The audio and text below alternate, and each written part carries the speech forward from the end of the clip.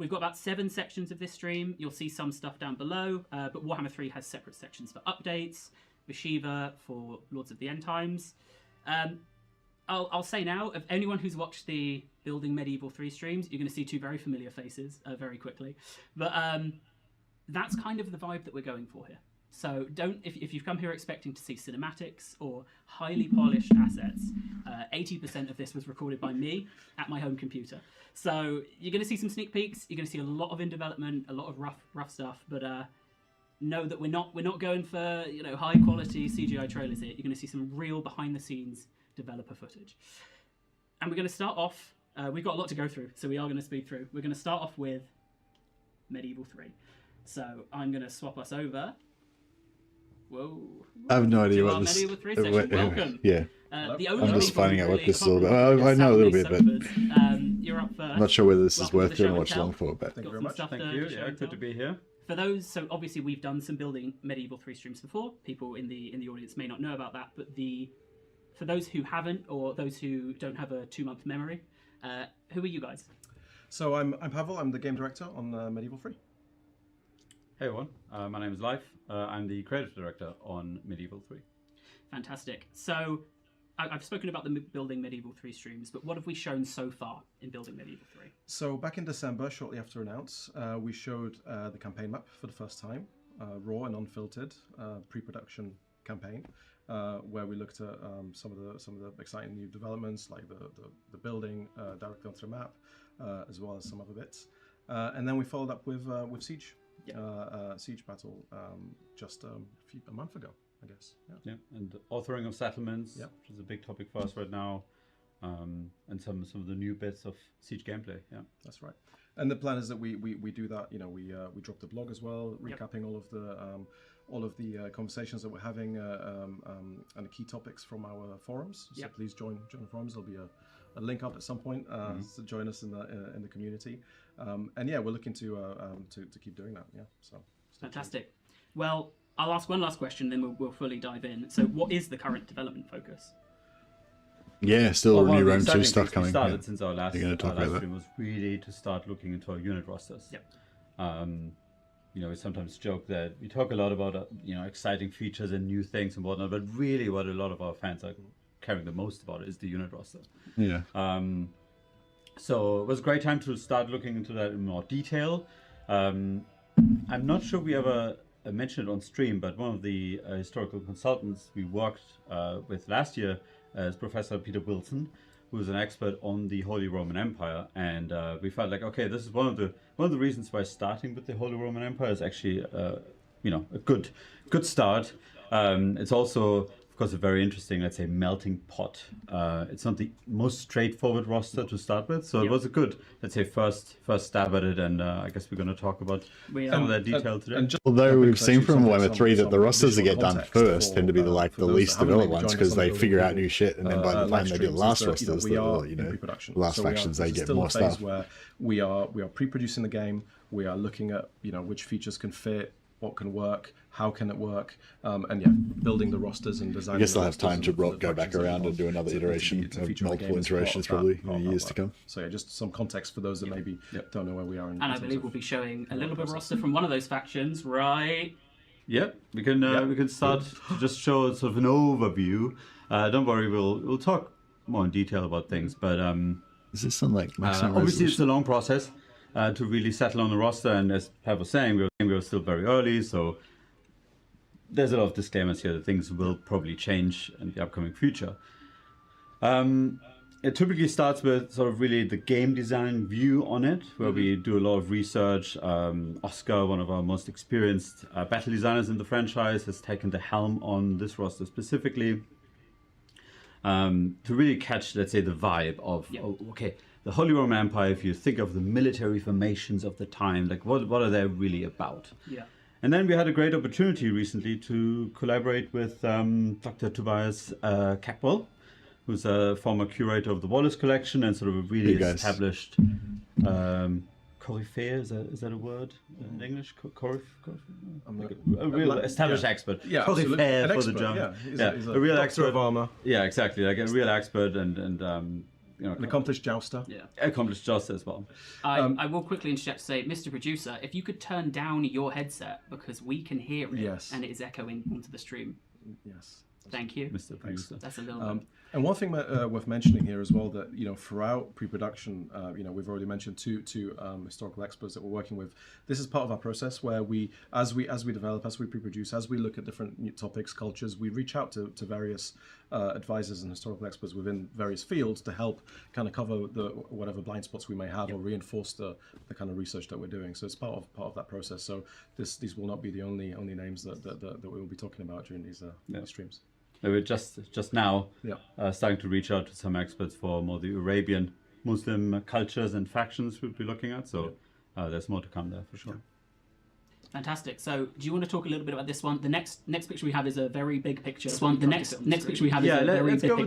The next picture. I think one of the key things that I hope our community feels excited about is that we are moving away a little from, let's say, the old school view of a faction roster.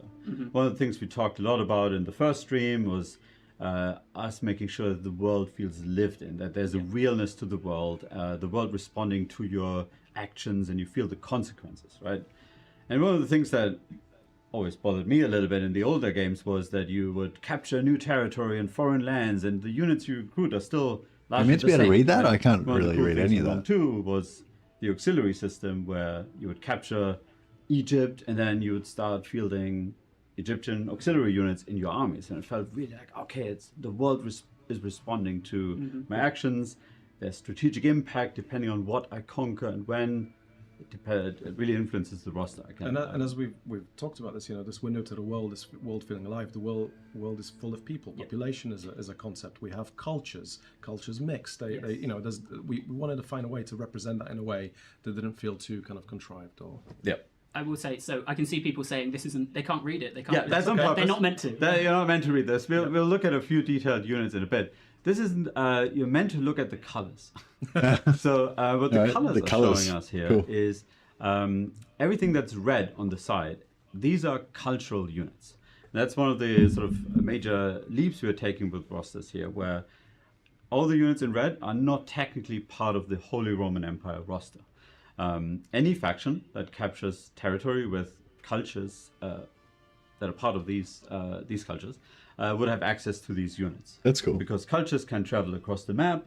There's a lot of dynamism here where... That's cool, especially if you combine, like, if you had, like, Roman, like, Holy Roman engineering and blacksmith, advanced blacksmithing, so you could get, like, local units, but then put your blacksmithing bonuses onto them or something. I might have access to these cultural units that are part of the, let's say, geography of these other realms. And it's something you could pursue, you could encourage. Exactly. Then in yellow is possibly the most important part. These are the units unique to the Holy Roman Empire alone. Like, no other faction ever has access to these units. And that's, of course, where we really lean into, let's say, the personality and the sort of the vibe of the Holy Roman Empire. If Mr. Producer could slightly turn down his headset a little bit more, we can still hear quite an echo. You can double check if it is his headset and take it off. Sounds like a speaker somewhere, maybe. It's live and unplugged. We should also say there's a big forum post going live right now, or maybe after this, where there's a lot more detail about this. So I think we have this image in high res as well, so you can see the detail of that. So if you can't read it now, don't worry. Please check out that forum post. The last color I will call out is blue, which is what we call a faction block. So that's sort of a granularity layer a little bit below the faction, where, say, you have the Duchy of Saxony breaking off the empire in revolt. The blue units would be what that faction has access to. So that's sort of in the rough geography and block of a certain faction to give a bit more regional identity, right? That if you have a revolt in France, they would have different units than a revolt in Germany, for example. The other bit you might see on this sheet are the little labels on the side in the top right corner. They're green, gray, and blue labels, and they are the population estates that these units are drawn from. I'm really happy they're doing the population estates. That's really cool. In a possible future live stream. There's some more info in that forum. I hope it's actually, but that's really. I hope it's actually fun. Like I hope the population mechanic can actually be fun because I think it's such a realism thing. Like it's so important for immersion. It's such one of those really cool things that adds to immersion. But yeah, no, if you don't want it to be clunky and annoying and ruin gameplay and shit, which I don't think it necessarily will. Check out the forum post that we're dropping. If it's not live, it will be because it goes into a lot more detail on our approach to factions. You know, the roster designs, the cultures, the influences, all of it. So it's really, really comprehensive write-up of our approach. Because like the population in the States basically mean you're limited to having like, you know, you can't recruit elite units unless you've got population of the knight estate, you know, to fill up those units and stuff like that. So it's kind of like having unit caps in a way or something. But that can be fun if it makes them feel more valuable. Unit we're currently calling Ministerialis. Actually quite interesting when we started to look into units across Europe. There was this trend of, let's say, non-noble knights. Of course, the British yeoman or English yeoman. In Iberia, it's the villain knights, and in the Holy Roman Empire, it was the Ministerialis, essentially a class of, let's say, non-noble, more wealthy townsfolk, urban townsfolk, or estate owners who would essentially work as knights in service of the empire. And they're sort of a lighter version of the more classic knights. And you can see here the before and after is essentially our initial concepts on the left, and then on the right, after working with Tobias Capwell and his feedback, and you know, of course, it's a little bit of a flex on our side here. How well we got it right at the beginning. We got to play spot the difference. Yeah, sort of the level of detail of the feedback. His main point of feedback was the chaussées and that really the calves ought to be protected, and that's why on the right you should see essentially the calves being protected by chainmail. I have to squint, but yes, it's there. Yeah. And then below is the Constafflers. So that's a unit that we currently sort of see as unique to Franconian culture.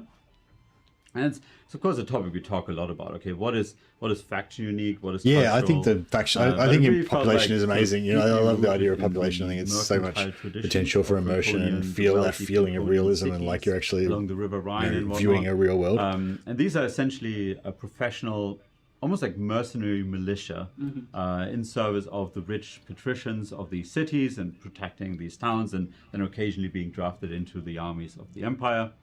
You can see quite a bit of change here that we did after the feedback from Toby, calling out that, you know, these helmets that wasn't really part of like let's say the wealth that would be attributed to these units really is calling for better facial protection, and these iconic helmets that are quite, let's say, unique to the German fashion with the facial visors and whatnot. I've seen people trying to work out, especially in that top right one, what the differences are. And I know you called out the calves, but for me, it's the split between the legs. That's a little an animation consideration rather than, but yes. Yeah. And also there's obviously the QR code on screen, so do please. Yeah, I believe that post is now live. Fantastic. So so do follow that QR code, not just to see the post that details, you know, our approach to rosters, but also just to join the community and see everything else that we're talking about. And I think these Constafflers are a good example as well for, like, when you as another faction capture territory. Let's say you're playing as Poland, you capture parts of the HRE. You know, that's really where you get some of the vibe of the local fashion across, where one of the things we're really keen on is pronouncing regional fashion differences in armor.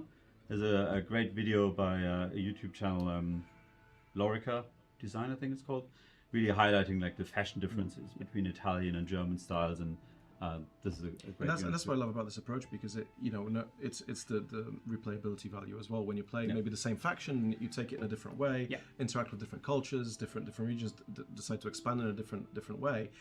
You will have a different experience in terms of the roster and the units that are exposed to you.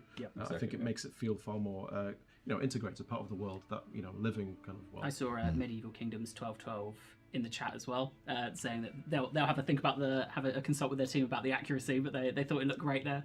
Are we ready to show our third unit? So this is the last unit we have for the stream, and then we've got a couple of other little bits. It's an iconic unit. Yeah, I mean, it's of course the Imperial Knights of the Empire, sort of the thing you look forward to the most, to finally recruiting. It's a little bit more elaborate in that forum post that these units are really having different equipment upgrades through the centuries that evolve the unit. We're looking here at a more later era version of the Imperial Knights, showcasing some of the things that I talked about, like the iconic armor fashion within the German region, with the Kastenbrust, which was more pronounced on the left, and then after Toby's feedback, we built in a little more variation, some of the more slimmer designs with these sort of these breastplate, yeah, sort of ridges. Ridges. Oh, yeah, right. thank you. Contours. Contours, yeah. Downwards one. So, and I would expect that the heavy knights from the different geographies would really carry a lot of that regional fashion. And our goal is that they would look very different from heavy Italian knights, for example, or Iberian knights.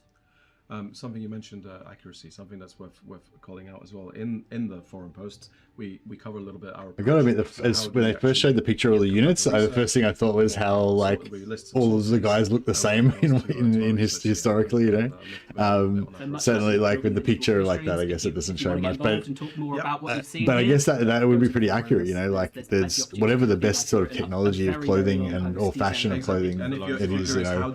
Everyone would kind of aspire to the same thing, mostly, I guess. The references and so consider this the 20-minute section, the short version of our approach to rosters. Yep. And I think that it's also something where we really look forward to some feedback and thoughts from the community about this approach, you know, moving away from the faction roster more to almost like a regional roster, cultural rosters, if you will. Yeah. Dynamic rosters. And of course, if there are any, let's say, cultural iconic formations that people definitely want to see, it's great to feedback on. I do like the idea of as you're expanding out your armies that you might be, if you're going, you know, east, you might be recruiting more like Polish and Hungarian units into your armies, whereas if you're going west, you might be getting more, you know, Gaul, French stuff or whatever, you know, in addition to your, you know, Holy Roman Empire stuff. A lot of our team are, you know, let's say, big fans of the old games. Not many has worked on it. I mean, two of us have. Nick and I have. Yeah, worked Nick on and it. you. But definitely a lot of fans of Med 2 and some other historical games, of course, and a lot of let's say hobby historians. I think we mentioned this before as well. Like I named up Oscar. He's definitely like really invested into the era. Luke, of course, and a lot of others. We have fans of Med 2 that played Med 2. You know, I think as before joining us. Yeah, as well. You joined me on my famous Let's Play where we failed the Crusade on the last turn. Okay, so we're going to move on to some community questions just so we can keep. We've only got 2 minutes left, and we're definitely going to take more than 2 minutes. We're going over time. So you guys flagged this yesterday. Okay, so this is probably going to be less than an hour. Answering one of the biggest questions from the last stream, which was what's the progress on ladders. You guys, we said we're going to give you in development rough footage. Doesn't get rougher than this. And we live up to our promises. So this is already even since the last stream, right? The progress. This is hot off the press from yesterday. So you're seeing the iteration 0 of carried ladders, and it shows how early this is. But yeah, there we go. This is progress since the last stream in terms of ladders. I like it when they start to dance. Yeah. Oh, a big shout out to Elliot and Matteo who are currently working on this. And you know, I think the sort of hey, the stream is about what we're currently working on. This is something everyone cares a lot about. We are just working on this, starting to work on this. Let's show where we're at. Beta soon, in the no, not of Warhammer 3. I don't expect there'll be a beta of Warhammer 3 anytime soon. No. But yeah, when they get to Warhammer 3, they'll probably be talking about the next beta, whenever that's going to be. How they're carrying it, how are entities starting to pick up the ladder. How are they pathfinding whilst holding the ladder around various... I wouldn't think there'll be any beta for Rome 2, and certainly not for anything for 40k for a while. It's not necessarily unknowns, but a lot of nitty-gritty stuff we have to work with. And this speaks to, you know, a common theme that you'll hear from us, and we've mentioned time and time again, that this is, yes, we've had carried ladders in Medieval 2. That's a long time ago. We are rebuilding a lot of the core features from the ground up in the Warcore engine. So things that may have existed in past Total Wars no longer do. And we have to re-engineer and rework them within the context of the new engine, and these are challenging things. They are.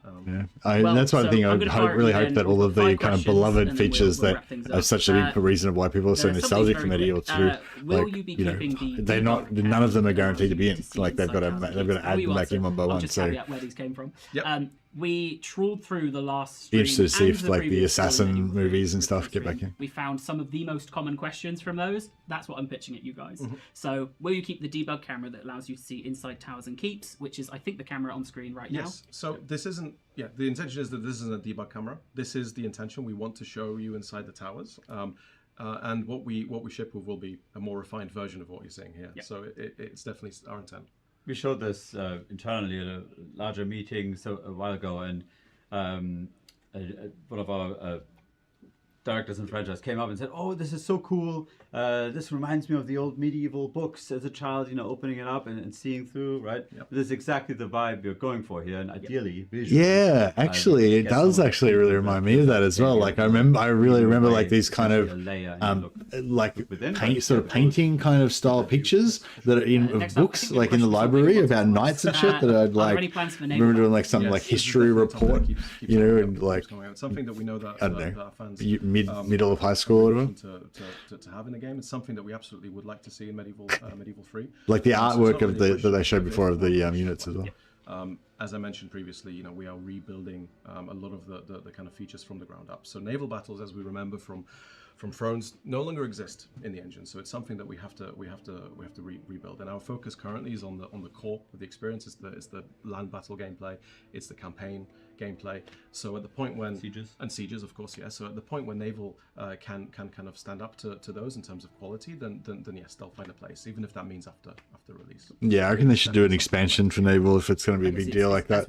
Like auto-resolving naval battles at launch would be fine to me. If that's going to mean they can spend more time on the depth and the quality of the sieges and stuff. We want to add in loads of features at a shallow level. It's making sure the ones that we have really feel like a good. And this is what pre-production is all about. It's looking at all of these elements, prioritizing them, seeing what kind of combination of elements can we get done in the time. I don't feel like medieval ship battles are going to really be that desirable anyway. Like I'm sure they happen and they're very important, but it's not really like my fantasy. Can you explain why it's mechanically so hard? I want to be like having my knights riding down peasants on land and stuff, and my swordsmen blocks of infantry fighting each other. The whole like naval thing is like all of our entities, they essentially pathfind themselves, right? So they have to synchronize among themselves. They have collision, they have mass, they have animations that all have to interact with each other and everything else. Yeah, and then you might have situations where it's getting attacked on one side, how are the other entities within that unit now pathing along that corner. So it's again more of an engineering and animation challenge that is just takes time to work with. Yeah, it's resolving the interaction of the entity collisions and the hard collisions of the environment, and doing that. In the previous stream, they were saying how you can place the settlements and stuff wherever you want to a degree. It'd be interesting if they let the AI do that as well, because then if you play a long campaign, the map will totally be divergent from what it was like historically in real life, because there'll be all these different random settlements everywhere and shit. But if they make it so the AI has to build everything where it historically did, then you're going to know the future. So it's kind of it's something that we're currently looking at. Yes. So it's as with everything else, we don't know if it's going to work. It's something we'd like to investigate, because obviously castles are a thing. So we're looking again. It's all of those challenges of tight spaces and more all in one. So it's something that we're exploring. We're not sure if we can make it work yet, but it's definitely something we're looking at.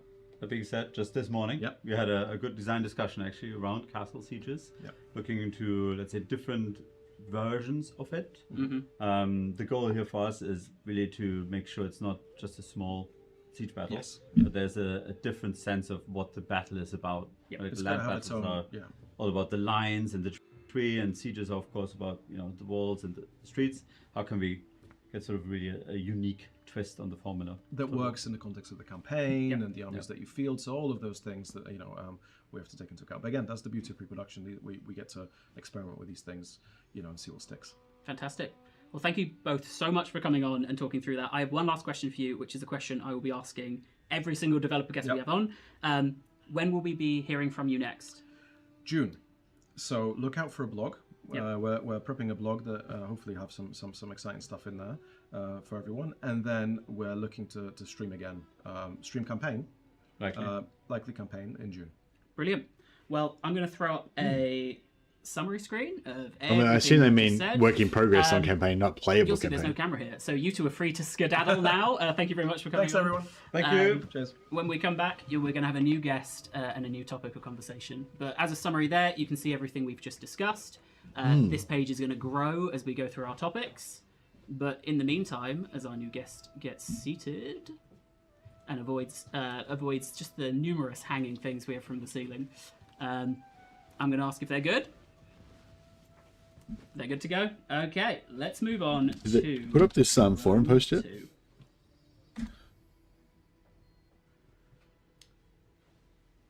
Welcome, Jack. Hello. This is Jack maybe listed. the... Oh, is the... Wow, we've solved the echo. The TV that we've been using had audio on. Well, I heard it was like Dark Andre. I was like, TV speaking. I can't believe we figured that out. I can't believe the audio was on. Welcome, Jack. So, this is the kind of the surprise of the announcement of this stream.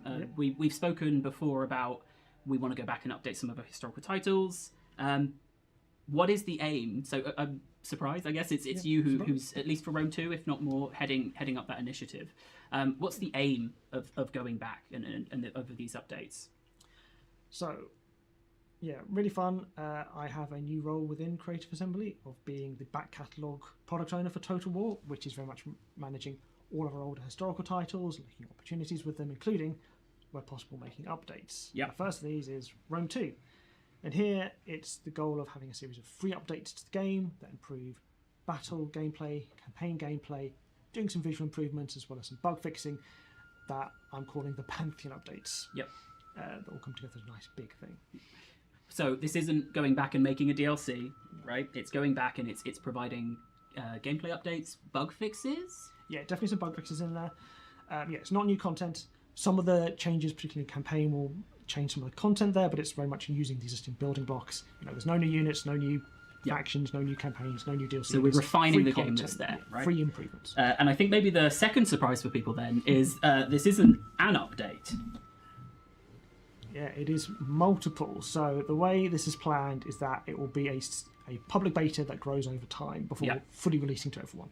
So we'll start with Mars, with improvements to battle gameplay. This is covering things like making morale and flanking and terrain more important, improving the armor and damage formula, bug fixes. Yeah. Then Venus, which is on visuals, which will include updates to campaign textures, improving the lighting, water textures in campaign, a UI reskin inspired by the painted walls of Roman villas, and then finally Jupiter, which is chief of Roman gods, so it's the campaign gameplay. So big improvements there. Big focus is on making the gameplay systems remain relevant throughout the game. So, so we know Rome 2, multiplayer seat is quite easy after the initial 30-40 turns. So here it's about making sure that, public order remains relevant throughout, replenishment remains relevant throughout, and that there's a greater sense of progression and challenge going forward. So the main thing about building Rome Total War that I wanted was Rome 2 Total War, was more RPG elements, and for the RPG elements and the sort of after a period of time, Venus will get added politics to it, and stuff to be more Jupiter, meaningful, and then finally it will all go live for everyone. Just felt, I don't know, just felt Jack, you're a very lovely, soft-spoken man. I'm steel. not, so you may have to speak a little louder, just to match my level of constant noise. So I've got two questions before we move. We're going to show some stuff, right? But how are you approaching mods? That's maybe the number one question I've seen from the community when we announce this. Absolutely. We know many people are playing mods on Rome 2. A lot of very popular mods out there. A lot of people get a lot of value out of them. Well aware that coming back to the game, doing these big updates is going to cause problems with mod compatibility. Yeah. So first off, that long public beta and a single update, it means there is one occasion where the mods are being broken for everyone, because it will be big data changes. Yeah. But also that longer beta means more time as well for modders who are still active to get hold of the changes ahead of time, start preparing the mods to be updated. And then for mods, of course, they won't be updated because many mods have moved on, they're not active anymore. We're going to have a pre-Pantheon version of the game available as a beta once that update goes out. So if you've got an older mod you still want to play, go back to that older version of the game. Yeah, I was going to say. So the game that exists today, you'll always be able to play. Yeah. But you can, if you choose, opt into or play the newer versions, and then modders who want to come and update, they have the opportunity to do so. My last question then is, what depth are we going to be able to discuss today? So today we're going to look at a brief snippet of each of the updates, focusing mostly on Mars, then a bit of Venus, then a bit of Jupiter. But there is a lot of lovely information now on the forums that is ready for people to dive into. Fantastic. As well.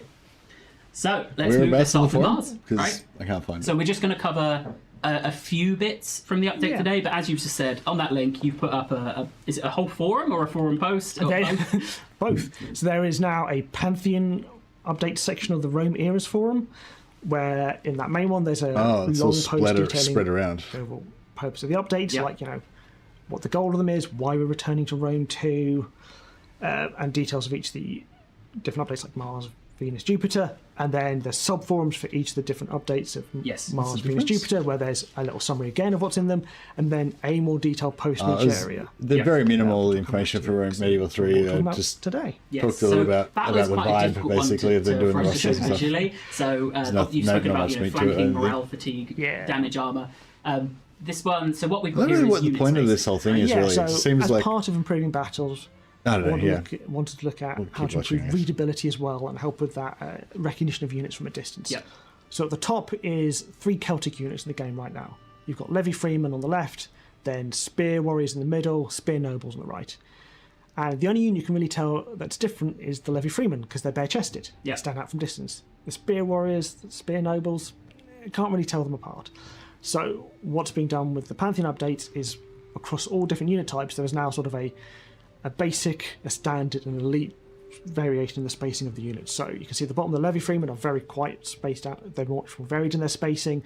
The Spear Warriors are a bit mixed, and then the Spear Nobles are much more uniform in their positions. So just at a distance, you can more easily see, oh, those guys are a bit disorganised. They're probably some cheap chaff units. Oh, those guys, they're really organised. I should probably be worried about them. Just that extra bit of recognition at a distance. Which is something we see in more modern Total War titles, right?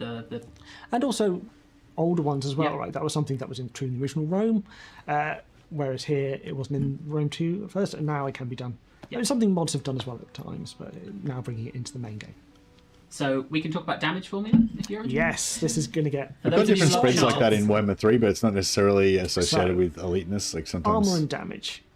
How it works right now is a little odd. So you look at something like melee attack versus melee defense, and it is a linear change. As your melee defense goes up, chance of anyone hitting you goes down linearly. Armor, not really, as you can see from the chart. It sort of curves and tails off a bit. Because there's 2 aspects to damage. After 40? What? You've got base damage and you've got armor piercing damage. Base damage can be negated by armor, but armor piercing damage can't. But the way armor negates damage is that you take the unit's damage armor value, so say it's got 60, and you do a dice roll between 0 and 60. And then whatever that value is, because it could be 0, it could be 60, it could be 12, it could be 38. You take that away from base damage. So sometimes you'll take off part of the unit's base damage, sometimes you get rid of all of it, sometimes you get rid of none. So it's quite varied. But then armor piercing damage doesn't get affected by armor at all, so there's always some base amount always going through.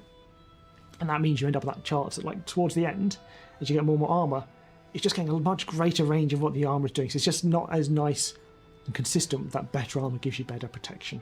I mean, the top chart looks more like a corrupt tax bracket rather than something understandable. So I guess we spoke about how hard it is to visualize battle changes, right? But I guess the vibe you're going for is that battles feel more authentically understandable. You've got more armor, you're going to take less damage, unless there's armor piercing involved and blah blah blah. Whereas before, it's the systems underlying it actually weren't as predictable or as understandable as they felt. Because we always like to have intuitive. Some randomness in our battles, just because one thing I don't understand either what's even going the basic peasant has a chance maybe to kill a king.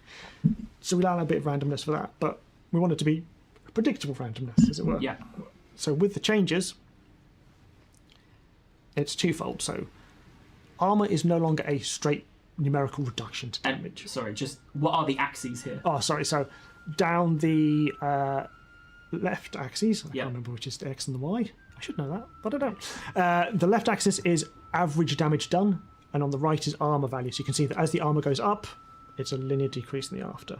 It's not exactly linear because this is based on 10 simulated damage rolls. So there's a bit of randomness in damage rolls. But if it was like, if you did enough rolls, it would be perfectly linear.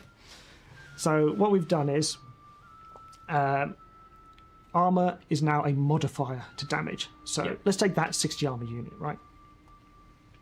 Instead of it being a roll between 0 and 60, it rolls between half the armor and the full armor, so between 30 and 60. it then converts it into a multiplier to damage. So you roll the full 60, you're doing a 60% reduction to the base damage you're taking. Okay, if you're 30, it's a 30% reduction. Nice and simple. So that means you get a nice linear increase, makes damage more relevant. Yep. Armor piercing damage now is also now affected by armor. So same thing, armor becomes a modifier, but here it's half the impact it has on regular base damage. So you get that 60% reduction to your base damage, it's only a 30% reduction to your armor piercing damage. Yeah, that kind of makes sense. If you've got like a pickaxe or something that armor pierces, it's still going to be will also be possible for the less effective versus armor. Like what is the max make reduction armor can have on damage. There's still a base damage value in there just to allow for those situations. And there's also some changes talked about in the forum post, in addition to this, of the addition of the critical hit system from Thrones. This is for Rome too, really beloved not system. for Warhammer. Yeah, so it just allows that chance of like the arrow in the eye, that kind of stuff. So that even from the first volley, you're seeing regular soldiers. But if it works out well, then that's right. But I mean, if this works well and people like the system or whatever, then it might have an influence on total 40k, for example, or something. Beloved or favourite features from modern with titles being able to come back into Rome 2 through stuff like that. Yeah, because I think an important point to make as well is that the who's working on the updates is me. It is a team of one. So Rome 2 has one of its advantages is that there are many products afterwards that I can look at and bring back certain select changes. So critical hits from Thrones. Some of the bug fixes we're doing in battles are taken from Attila. With the visuals, you see stuff taken from other games. As we will see momentarily. Yeah, so it really maximises what the impact I can have as a single developer. So, are there any other changes you'd want to talk about before we wrap up Mars and we give a sneak peek of what the other two updates could look like? Yeah, well, I mean, I wouldn't be surprised. I mean, they've learned a lot over the years, obviously. So yeah, I wouldn't be surprised if they take ideas that they've worked in Warhammer and go and try and implant them into previous historical games. Or Three Kingdoms. And those of you who, if there's, I think for me, the most I'm looking forward to, and we'll do another deep dive at some point in the future where we go through these more. But for me, flanking, I think, is the big one. Exactly. When we did the Rome 2 stream and I flanked and Pav went, that does nothing. I was like, why have I all this work? So it's going to be all that. For me, when I've read through the updates, because obviously we shared this already with some experienced players and we got their feedback on it. They seemed very receptive. So thank you to everyone who participated in that. For me, I think it is stuff that things that I thought worked or were happening now will happen and now will work, which is fantastic. I mean, to be fully honest, a lot of these are changes that I made in Emperor Edition that I'm now reverting or changing in different ways. So like, there's time and learning. It's time and learning. It's refining it and making it a better game. So when are we next going to hear about Mars? So Mars, there will be posts on the forums over the coming months going into details in various areas. So one already on the armor and damage changes. Next, possibly talking about changes to charge reflection or expert charge defense. But on stream, probably June, we're looking at. Things are going to be inflexible in timing. Brilliant. We're going to have a very sneak peek at Venus then, but I will say next time we bring on a chart, I will make sure I don't crop out the axes. Okay, so this is Venus, and this is a taste of some of the visual improvements? Yeah, so Venus, its main visual improvements are the UI reskin, which is not ready to be shown yet, and the campaign textures, lighting, and seas as well. How nice it'll be have a really historical, historical kind of looking how up Rome again. 2 is now. Well, I mean, I know I don't love the like kind of dark fantasy, but there's other bits like the water doesn't look great nowadays. Some of the textures don't look great. With the lighting, the settlements, the characters can blend in a bit more. And now, brand new sea texture, redone sea color, brought back better textures from Troy and Pharaoh to the game because we've got those lovely games to take advantage of. And I will note they're the same resolution of textures, so they won't have any performance impact. The lighting's been changed just to give a more consistent feel, better contrast. Helps the cities stand out as well. Yeah, exactly. That's one of the big ones. Like one of the things that I like to do is look at the game in grayscale. Like what happens when you remove the colour? What stands out? Yeah. Because you want to make sure that, the UI, this is without UI, so you can have UI labels, highlighting things, but you still want the characters and the armies and the settlements to stand out even without that going on. Especially when I think we go from the after to the before, you can really see the difference. Fade, and that not adding that fade really helps emphasise the difference, especially in the lighting. Any second. Yeah, this is the awkward wait. There we go. Yeah, you can see the difference. All right, so we've got, I think, about 5 minutes to talk through two more bits. So we're going to give a little preview of Jupiter. Yes. Jupiter's, it looks to be quite expansive on the campaign side. Oh. So even now we've got, we're not going to go too deep into these, but we'll explain like the philosophy behind them of 2 building trees, which up until today I've been calling tech trees, and Jack has increasingly been patient with me. I've just said it over and over again. So, building trees. The aim here is sort of basically going, Emperor Edition made some key changes to building trees, where prior to Emperor Edition, temples could only go up to level less than your major settlements and minor settlements. There were differences between major and minor settlements in other ways. There wasn't many choices, so it tried to equalise that out. Yeah. But this is basically going, we didn't go far enough in Emperor Edition. Yeah. So one of these, for example, would be the military trees, where currently, Rome 2, you have separate chains for recruitment and bonuses, which is fine, but it does mean that you need to choose a different slot to do it, and because your training chain, the one that gives you more bonuses to your unit types, is a separate chain, you're not getting as much from it. So one of the things that's been done is combining the two and extending. So you'll see that before it's up to level 4, now it's up to level 5. Important thing that barracks will do from now on is they will not just give you units, they'll give you recruitment slots, because I'm looking at reducing the base level of recruitment slots. Like turn 1 as Rome at the moment, you get something like 7 units available at a time. It's a bit much. But it'll also give you army cap, because the army cap, aging cap, navy caps increases from Imperium are moving on to the building tree. So if you want more armies, build a barracks. Yeah. That makes sense, right? It kind of really made sense having an actual hard army cap with Rome as well, because you could kind of imagine like the Senate has to, vote in for powers for the, generals to raise new legions or whatever. Barracks chain though to main settlement, just to help the AI out, so it's got a bit more varied what you can recruit without even having a barracks available. Apologies for my. And then if you want to, you can choose to specialise this chain more into buffing units, the practice field. So it'll still give you your increased army cap, it'll still give you increased recruitment slots and the units you've got from that basic field of Mars. But then... Dom, our TV's going to turn off. No. Now keep going. Not that one, not that one. That one. That one. And then, so the practice field will then give experience bonus to units, and it will give you champions, because this is where champion caps increase. Yeah. And then further, you can choose to specialise into bonuses in different unit types. So range for ranged units, the horse corral for cavalry. Yeah, I'd love to see a bit more RPG elements for the captain stuff. Like, I don't necessarily want it to be like, so that has heroes, superheroes on the battlefield like they are in Warhammer, but it'd be cool if they could, have more followers and traits and stuff like that. So we'll look at one more set of these. Build them up as little characters. I have seen some questions, I don't know if you have an answer. I've seen quite a few questions asking about 64-bit. Unfortunately, not on the table. Like, we know it's one people are looking for, would like, especially people who use mods where they're making more use of video memory, but it's not part of these updates. That's good to know. So what are we looking at here? So this is one where combined and then split. So in the base game of Rome 2, when it launched, there was this city centre chain in major settlements that did get my Colosseum so I can get trade income and public order and entertainment and research my gladiators and trade not very good. Yeah. And then for Emperor Edition, we added a town centre chain for minor settlements that gave some trade income and some public order and some entertainment. Hey, but they're both doing variations the Thanks same. for the Also, 12 that's months, a lot of man. different things Appreciate for the city centre chain to What do do. you So think? here, Yes. it's Yeah, it's combining coming. and then splitting. Two So more there's now sections to go. a public forum chain and a market chain that are available in both major and minor settlements. So big change is that generally, major minor settlements, they can build the same thing now. Yeah. Different number of slots, but same options. So the forum chain is all about entertainment, public order. So that top two ones, you've got Auditorium and an Odeon. Then it splits into one chain that specialises a bit more in income, one that specialises a bit more in public order. And this is the kind of branches you're going to see more, where bonuses remain throughout, but later branches sort of specialise in one or the other, and you're making that choice. Then you've still got the library chain as part of this, which gives you research and will give you dignitaries. That's where you can increase your dignitaries cap. And then separately, there's a market chain, which then splits into 3. So you've got a wine trader, which will require the wine resource and give you a lot of money. Yeah. I got to admit, I never got really deep into Rome 2. I mean, when it was the newest game out, obviously I played it, but where spies will come from for the Romans. But yeah, like it was not something I played for years and years, like Medieval 2.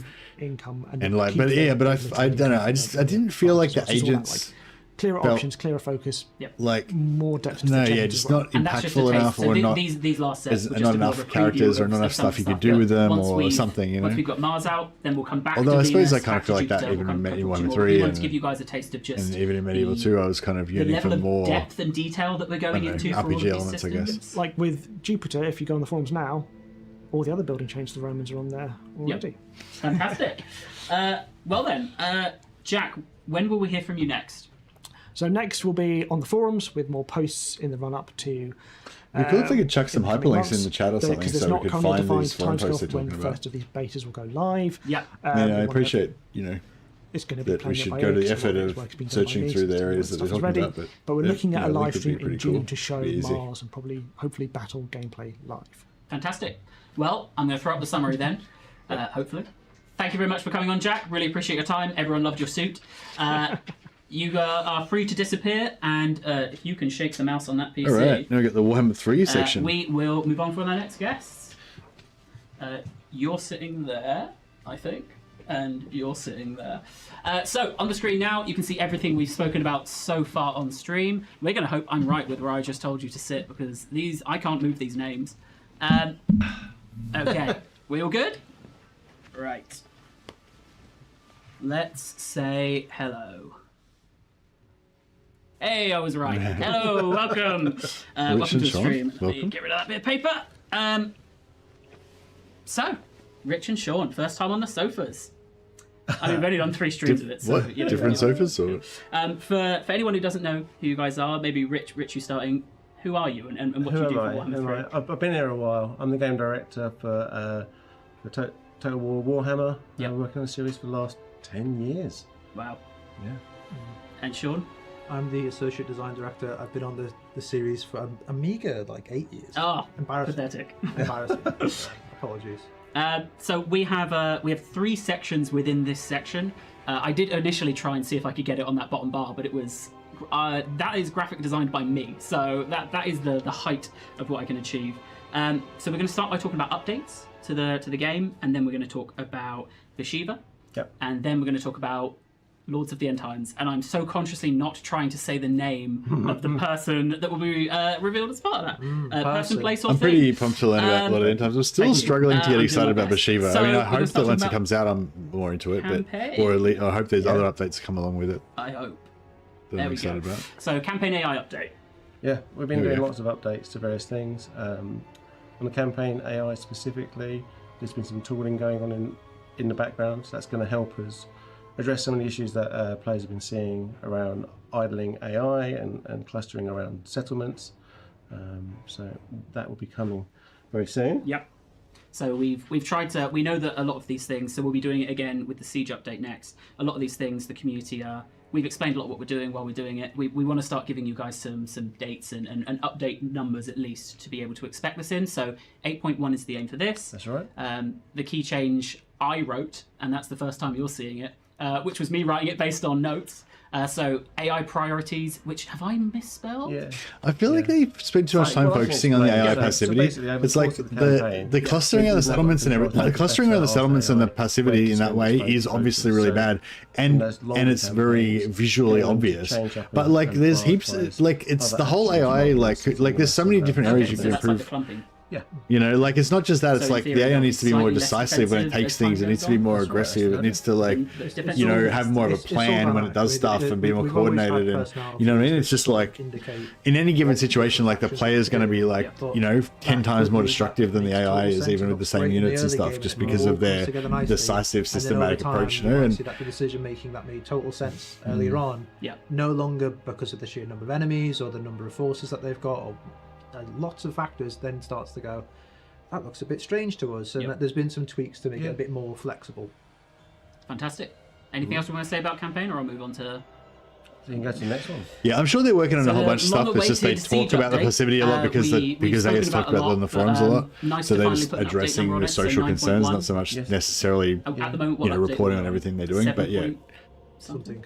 Yeah. And so, Yes. for people to help understand, I'd really like to hear 8 about something will else be- other so than that. We update Oh, the number yes. with a With version, regards to the right? campaign, So, yeah. with a release. So 8 would be Bhashiva. Bhashiva, and 9 would be... Lord of the End Times. Yes. So this will come the patch after Lord of the End Times, the campaign update coming the patch after Bhashiva. That's right. So on screen I've just got some ladders. Thrown some huge ladders up there from Tawan. It's great bringing those back. I mean, well, I say bringing them back. It's kind of new for Warhammer. To me, it feels like bringing them back because experienced them in past Total War games that I've worked on. So they're going to be joining the fray for players to make use of. Yep. Removing pocket ladders as the default setting, because we know they're not for everybody. Yeah. But the people that do like them, there's still going to be an option setting, so you can still have them in the game. So really down to you what your preference is and how you want to make use of sieging with ladders. Fantastic. Sorry, I'm so easily distracted. Are there any other changes since the beta that people should be aware of? There's a whole host of stuff going in, and like me and Sean were saying earlier, we've been spending the time really looking at what the fantasy we want to have for siege battles in the Warhammer setting. Yeah. We've got 10 years worth of content now, so there's all sorts of things that we'd love to play around with, and the betas obviously helped us look at some of that, and we've got some other ideas of our own. But we've been specifically focusing on gate improvements, like the damage dealt to them, making them feel like a solid thing to defend. Looking at towers and the damage output. We've been looking at things like siege attacker trait, which characters, creatures should have that, making sure that hordes are well supported. Yeah. Loads of bits and bobs. Cool. Yeah, there's a lot of stuff that may not make it as well because it's cutting room floor style of we are trying things out. We want to try and push the boat out. I think we've said this before when we tried to do our larger reworks. Trying to make something that's objectively better for everyone is a bar that is hard to cross every time, and that's why it can take a bit more time to make sure that we go above that. There's lots of things that we're looking at as well that may not make it in. I don't know whether to talk about some of them, but we've spoke about can ethereal units go through walls? Is that something that we can support? And even just opening that question needs to go, well, if we want to do that, what's the technical cost of that? Yeah. The way our walls are built was never built with that in mind. No. So it's a technical update. It's what would the implications of that be? Also, lore-wise, a lot of walls they wouldn't be able to go through because of enchantments and stuff. Like a lot of dwarven walls have all those things need to be runes on them. A lot of all the big cities in the Empire would have all sorts of sigils and hexes and shit built into them. So resolve those issues. Is it worth doing? A lot of minor settlements sort of sure, incredible. But then there's the experience, and that's that objective, better experience bar that we have to cross of It's not even necessarily realistic in the setting. If it doesn't help the game, though, should we invest in this? It's like spiders climbing walls, though, I guess, as well. We're doing lots of stuff, trying lots of stuff, and hopefully, it all comes together at the most perfect, exciting version we can get. Yeah, but there should be a nice grouping of content there for 9.1, and then like all things in the game, See where it goes from there. we always want to try and amend and improve. Fantastic. Yeah, I still feel like doesn't matter what they do with siege rework, people are not going to be happy. There's no, I still feel like it's a bit. I mean, I really want the sieges to be better, but I just really think it's a waste of their time trying to make them better because no matter what they do, I feel like people aren't going to be happy. Nicely, there we go. So we're back. Even if they do a really good job, I think they're still going to get heaps of hate for not doing an even better job. Caveat before we go there, because I think the content from here on out for the rest of this stream is a little different. It's a lot more video-y with a few screenshots, but we are going to be showing some things and changes here in a bit of a vacuum. So I think we're going to talk about the ability all Tiger Warriors get, for example. So there's going to be things in a vacuum, and it may be that there's a particular ability or skill that will need further context for the players to really understand either the value of it or the usage of it, that we will try and give here, but we're not going to be able to do that for absolutely everything. There's only so much time on the stream and only so much time on the planet. So remember that everything you see here is subject to change, doesn't exist in isolation. As we all know, campaign buffs get layered on things. Enemy lords nerfs and debuffs on you get layered on. So everything has layers. And lastly, I did just want to throw out a massive thanks to the Warhammer licensing team. Everything from this part of the stream onwards, we've been doing in collaboration with them, and they've really been supportive in getting all of this ready. So, yeah, I was wondering if Games Workshop are about to release Tiger Warriors for Cathay in World, the tabletop. I hope this is the button I'm I wonder going to if press. that's part of the reason why Assembly are putting them in now. If you want to talk about it first, or I think we've teased them if we don't show Bhashiva now. I feel like you. Let's show Bhashiva and then we'll go back one. All right. So there we go. That video is just starting from any point it wants, doesn't it? It will loop. So this is Bhashiva in battle. It will do some live at the end. A really cool set of animations for Bhashiva. Yeah, she's brilliant. She's brilliant. This has been such a, I guess, a pipe dream to have a character like her join the fray, come into the game, and you know she looks awesome. She's.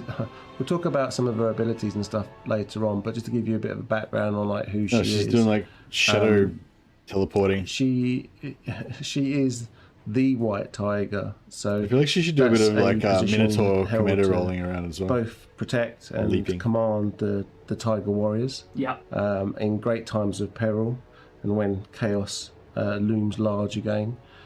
She's also a mercenary lord, so she's one of the lords of Shangyang, and one of Zhao Ming's finest commanders.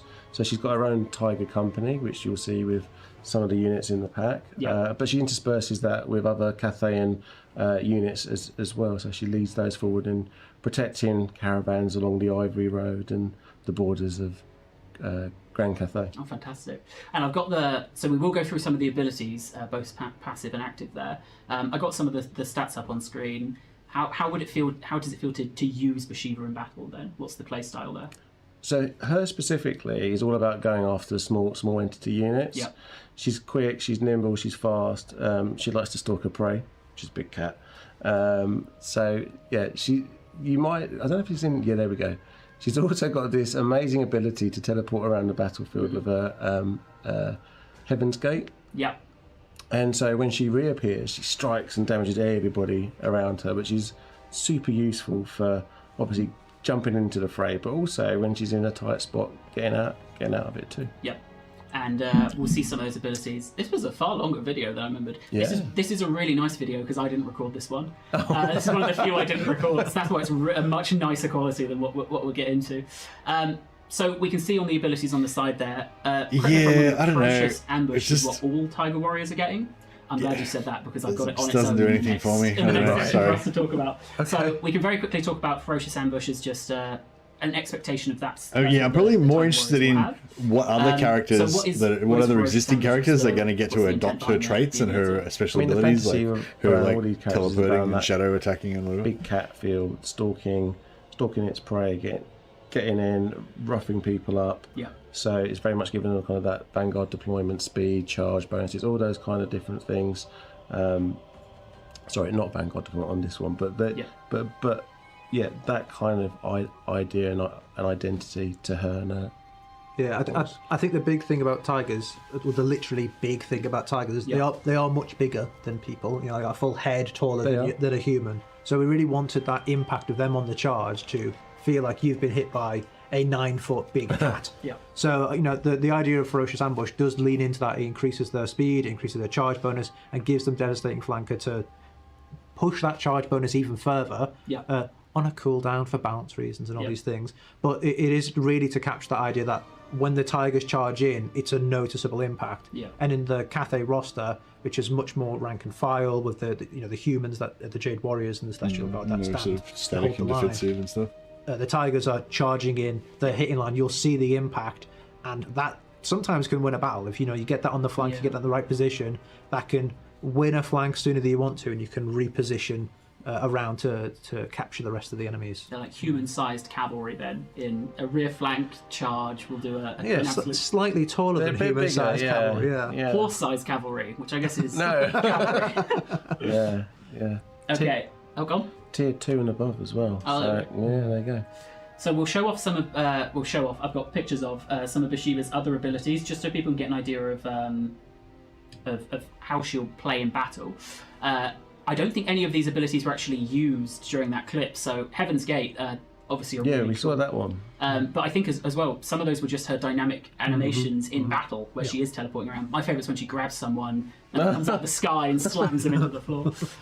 So Heaven's Gate, is that kind of the main ability you'll expect to be using a lot as Bhashiva? That's a quest item, right? Yeah. So that's the one you want to go and get, and it gives you that teleportation element. Very cool. Yeah, I think that's her most iconic piece of her kit. So I think as we mentioned earlier, if you want to pick an engagement, or there's a caster hiding behind enemy lines that I have to take out, that gives a way to get to that caster. Yeah. If Bhashiva catches herself in an awkward position after leading the Tiger Warriors into a big charge and she's actually starting to get singled out, she also has a way to remove herself from danger there. Yeah. So it's quite a flexible item in her kit, and is a lot of the identity built around that of, also because of the teleportation that she has, Stalk, she can remove herself, go hidden again, and then disappear. So she's got a very powerful ability there to, like a tiger, go in, hit it where it hurts, disappear into the What other old like factions or like old legendary lords or heroes could get?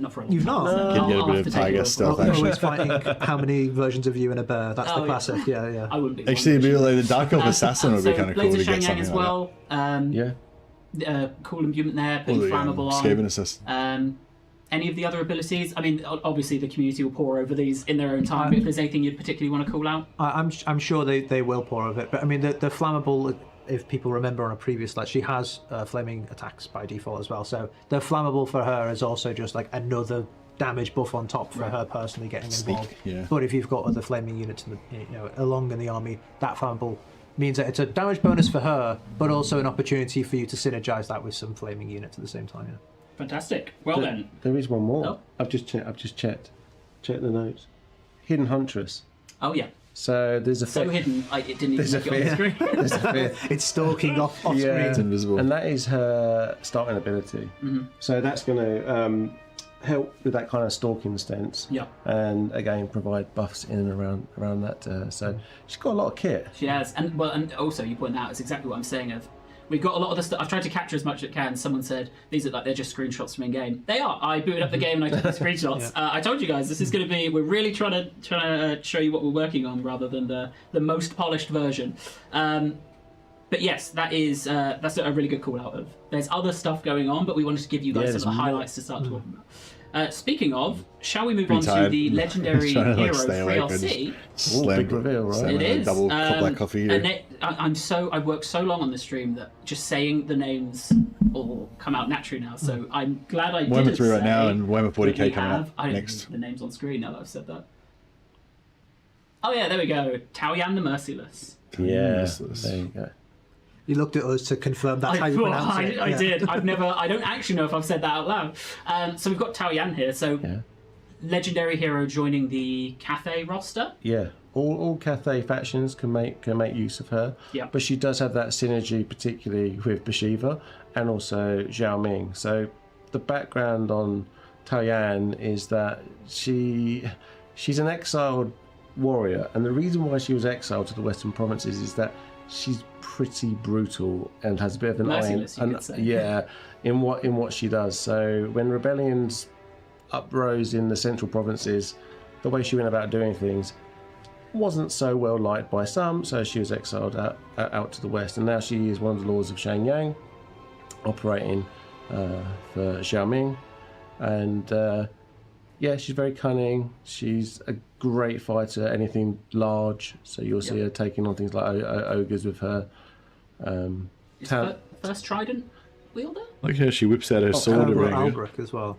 Right, I should have ran that past us. How many prongs does that trident have? Because that could be a Biden, and then I could be back in. Right? Come on. Locked out ability. Also, wonder why. great Maybe they're Noblars in this video here.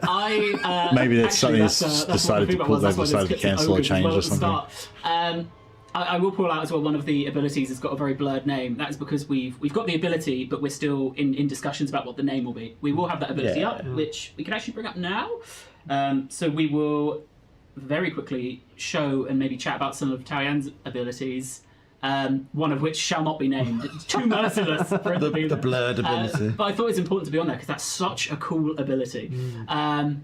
So she's part of the Tiger King DLC, Talon, is that the weapon? But she's available to all Cathay factions, and to so again, very good at base damage, armor piercing, vassalizes and steals all the heroes. Yeah.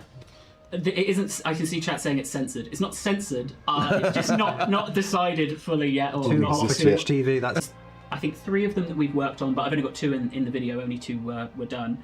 Of skill tree updates, refreshes, however we would describe them. Done a few of those. So we've gone over a bunch of characters. So Astromancer, Gatemaster, Alchemist, And yeah, variety of all the different heroes things there. So on the Gate Master, we've now split their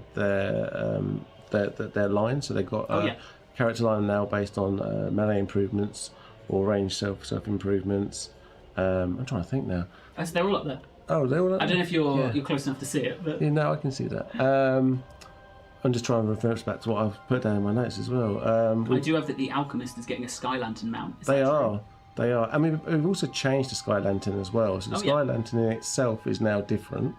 It's now much more of a supportive unit. So it's there to buff and reinforce the armies around it. Kind of when the objectives were super easily cheesable with like stealth units and cavalry and stuff like that. You should definitely talk that about was kind of a fun little period. Tech But tree. I'm glad they got rid of that. The transition.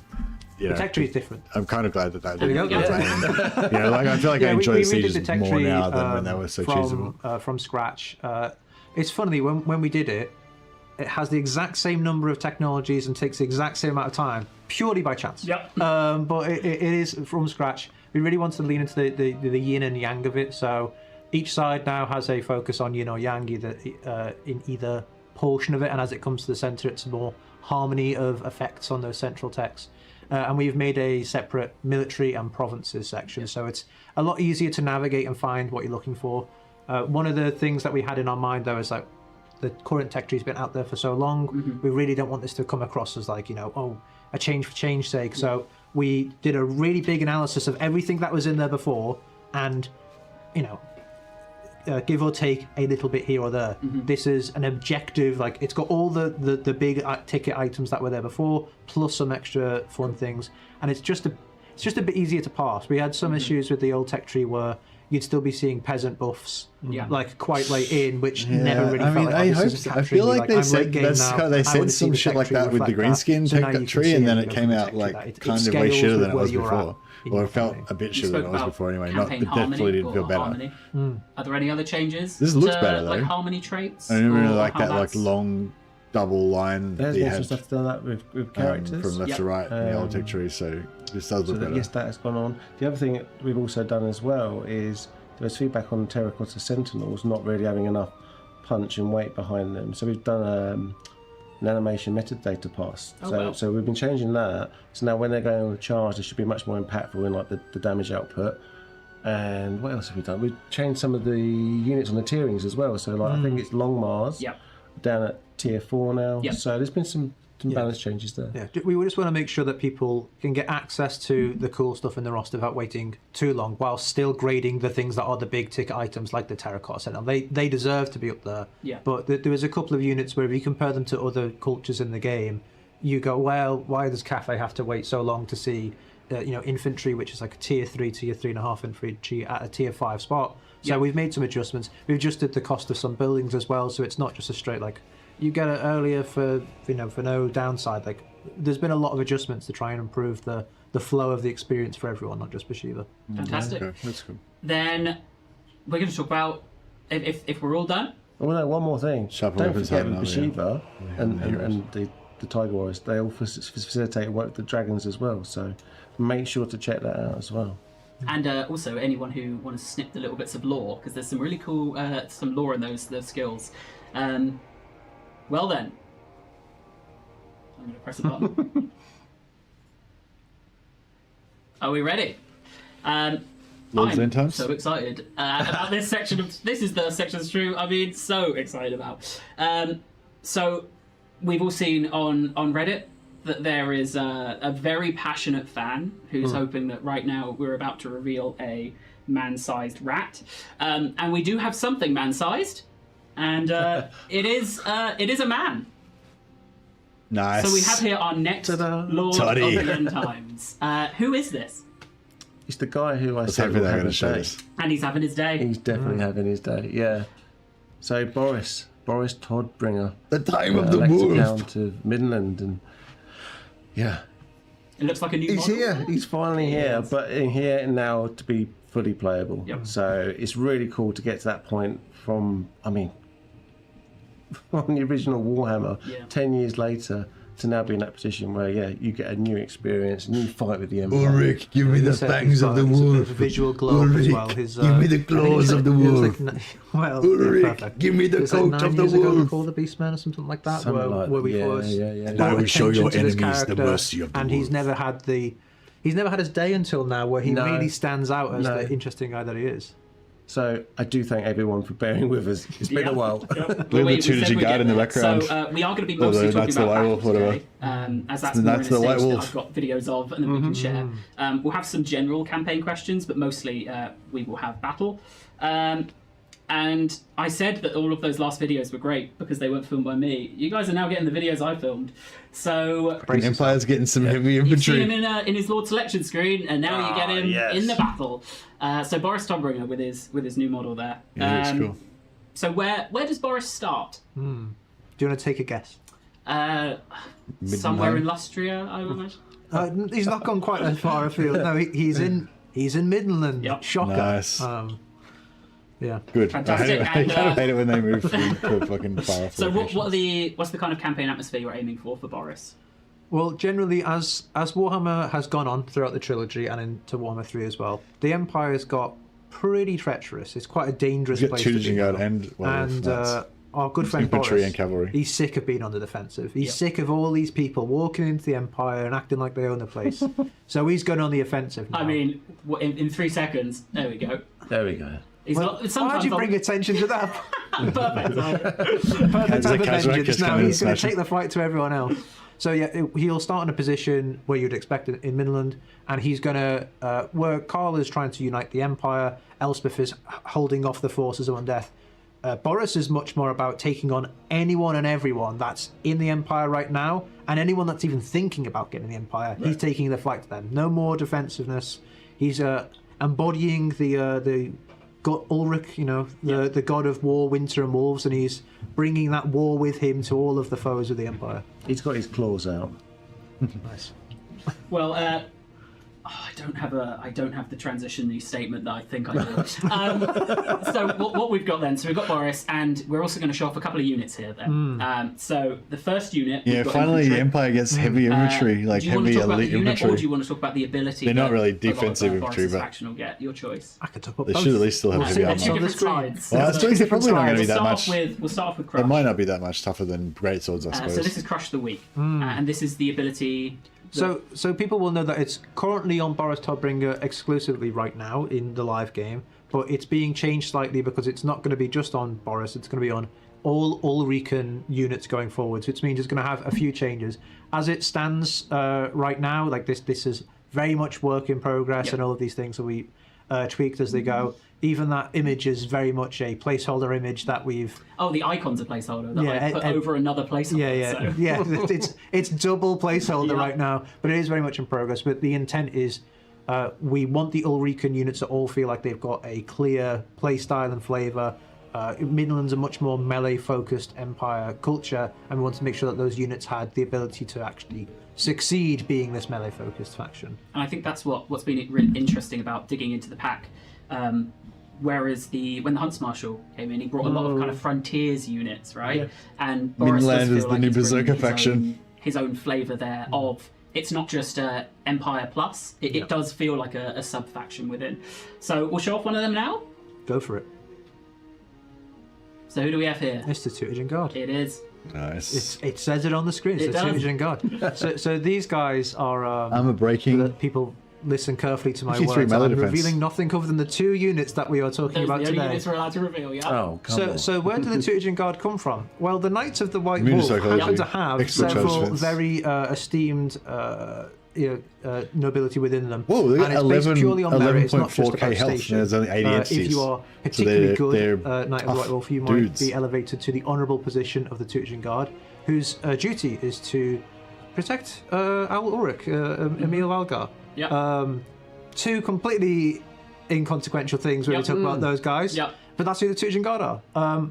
What they do in practice is that they're heavily armoured AP units. So we want to push them a little bit sturdier and slightly fewer in number than the Greatswords. So they are on the advanced side of Greatswords in terms of what they do, but a bit more generalist as well. So where Greatswords have the anti-infantry, they're classic Greatswords. These guys are bulkier, heavy hitting, lower entity.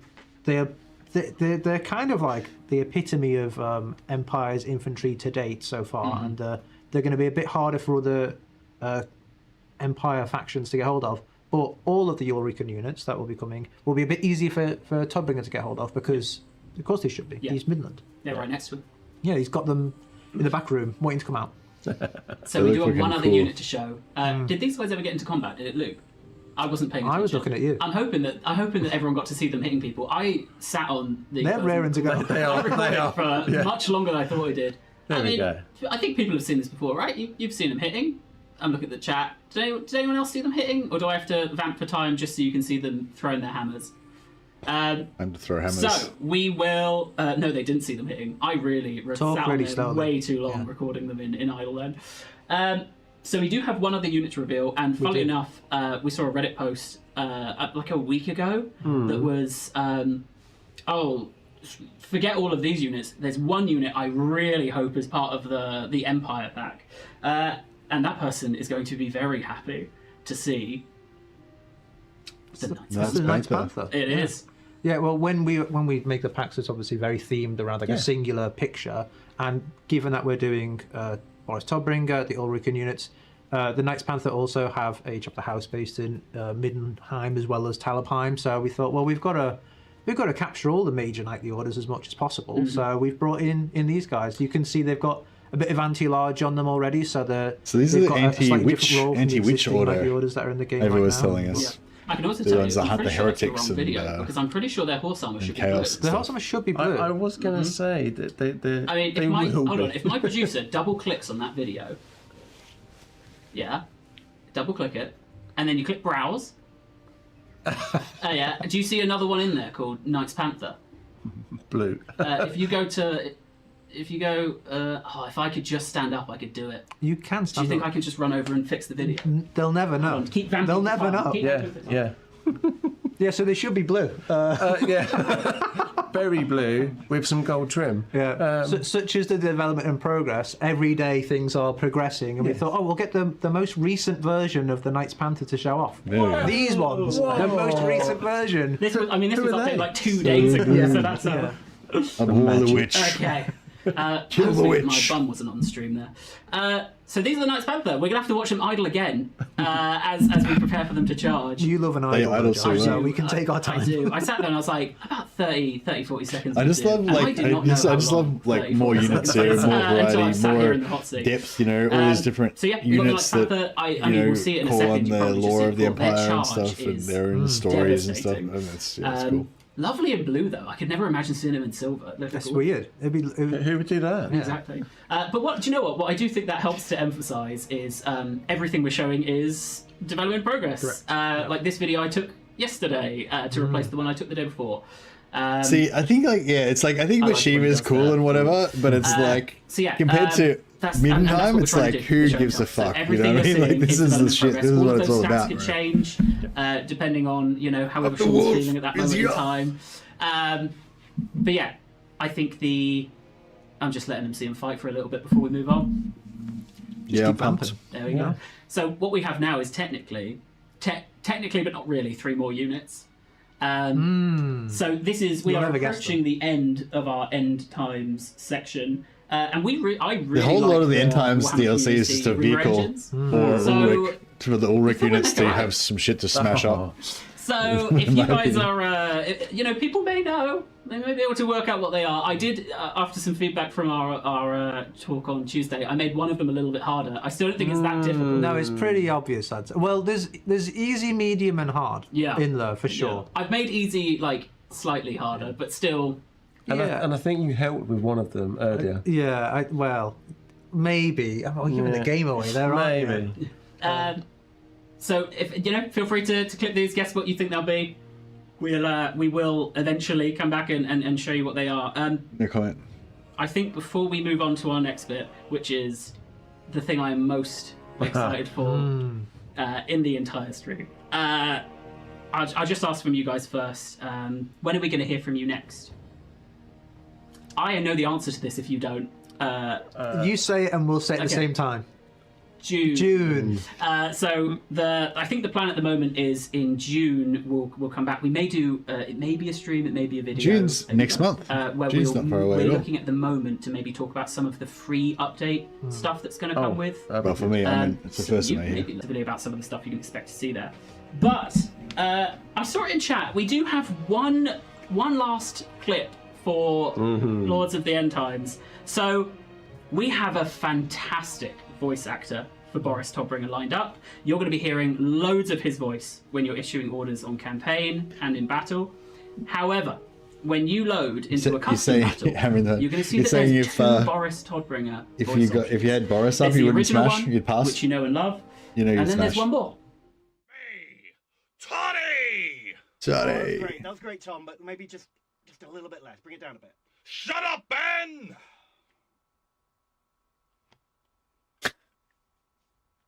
Feels good. Beautiful. Boris Toddbringer, at pace! None shall live! Oh, I hate Kazrak One-Eye. I know we can't. I know we can't. That's cool. But for me, can we all just have one? It's me, Toddy! Just like this one. It never gets used. There it is.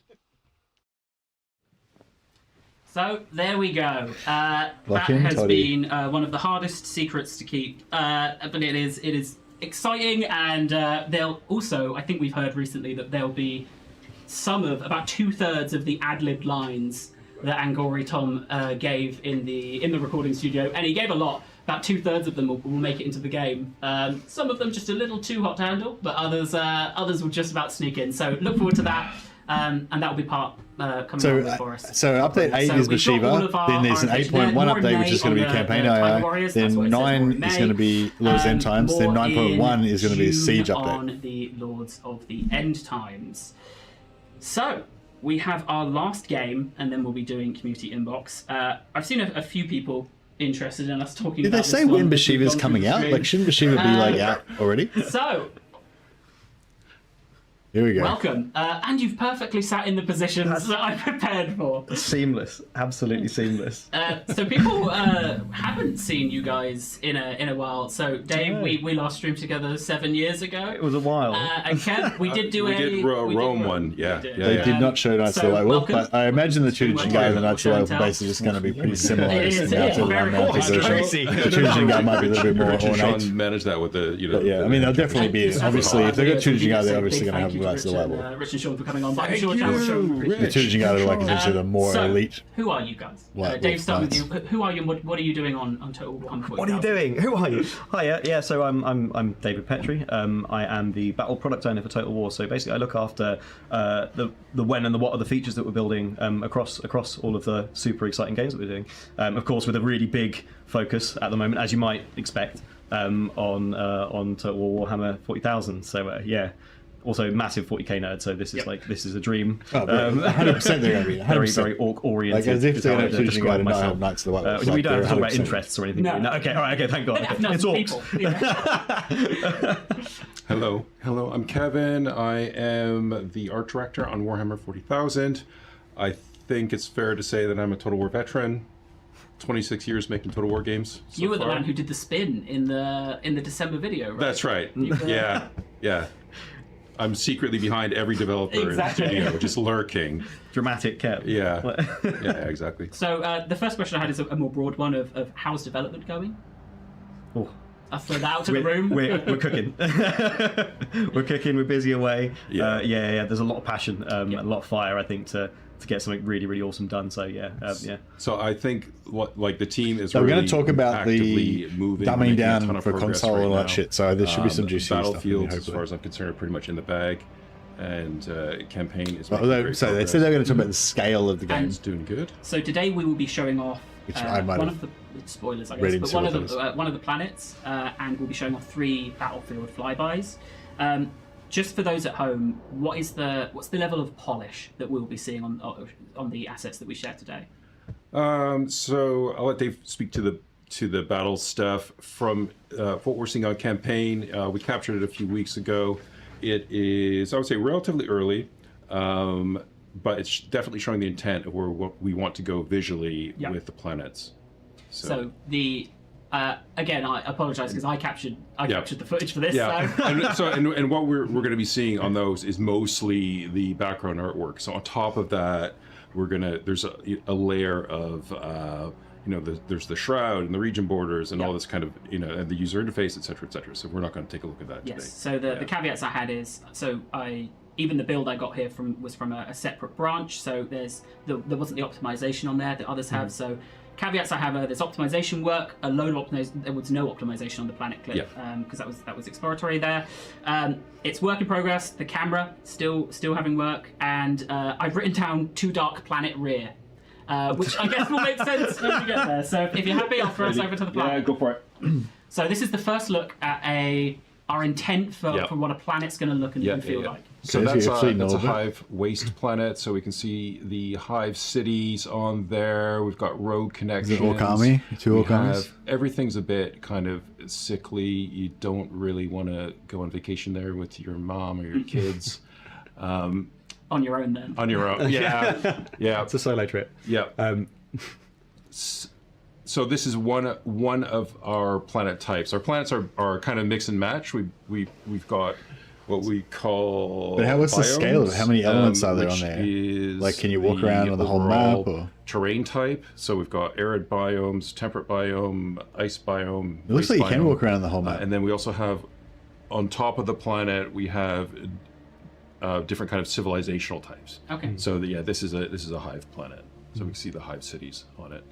So obviously the intent is to have like a spectrum of world types present, right? And obviously hives classically, they've got those hive cities. Cool. On them, like so each province is like a 3D fucking globe that you can wander around in. But then also we are going to be looking at like frontiers and civilized worlds, etc., which are also sort of mainstay planet types that are within the galaxy. So there's all sorts of different planets with different purpose that the Imperium has constructed.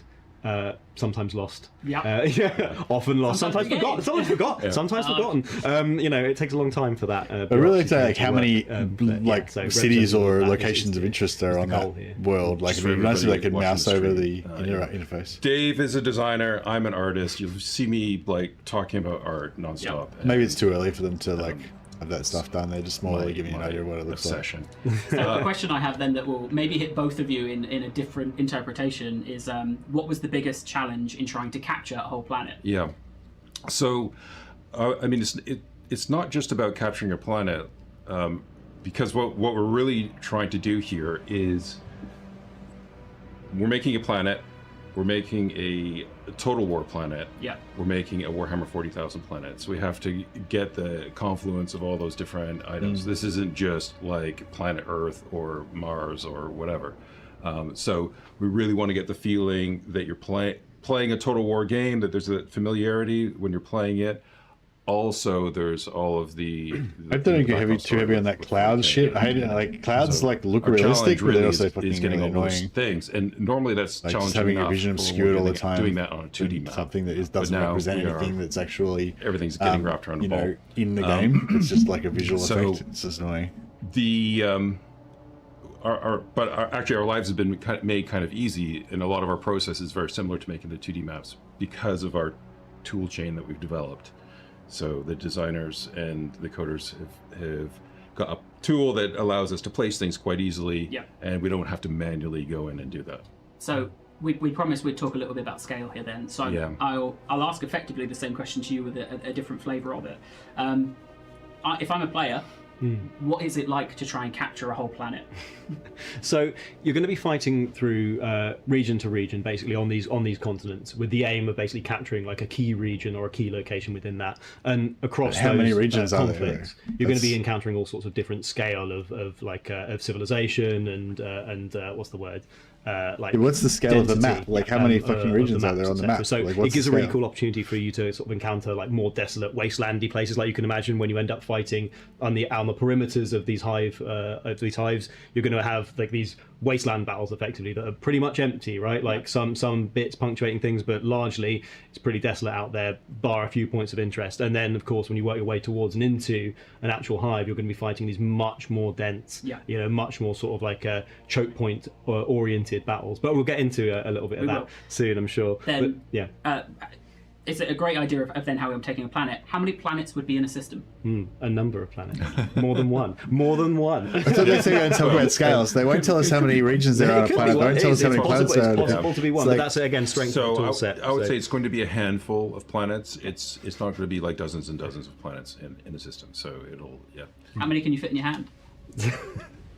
It sounds like, well, I guess I was wondering whether it would, like the planet map is more like a risk map where there's big regions and you just go from one to the next, or if it's more like a couple of weeks ago, right? What are the next steps internally? Normal Total War map that's like lots of little smaller regions. This planet, we're kind of done this planet in terms of all the content that we need to make. So like the prototype basic hive waste planet is done. We've got all the components now that feed into our planet making system, so we can make many different versions of this planet, infinite versions. We can I'm saying, given a planet that size, how many fucking regions does that have? So we can have hive ice planets, hive arid planets. Like, what's the scale? Let's like. So are they telling us what the scale is? Working through all of the different planet types. Yeah. The team is essentially going to be done next week with all the planet types. After that, we have been developing the actual systems. Yeah. So we have a pretty good. You can see in the background when I talk about the system, we're talking about where all the planets are living. And I'm guessing each hive is its own region. The nebula and the backdrop. Well, maybe there's a little bit of land around the hive. We have a pretty good basis for that already, but we're going to spend the next month or so with the campaign art team focusing on all that stuff. Fantastic. Then, should we talk about some battles? Let's talk about battles. So we have 3 maps. So we revealed, as part of our announced trailer, we had if that was all they're going to say about scale, I'm a bit fucking pissed off, because like, what the fuck? They didn't even tell us anything about the fucking scale. Yeah, so close. So Upper Hive Plateau, and we did see the community kind of saying, "Oh, that's a lot of things on the map, right?" And when we're doing trailers and stuff, we do try and get there's the most going on. But what I wanted to do in this stream is, because we're talking to the Total War community, right? Is to show there's a variety there. Yeah. What we don't have, you spoke about like wastelands. We don't have like the lowest density map here, because those are a bit further in development.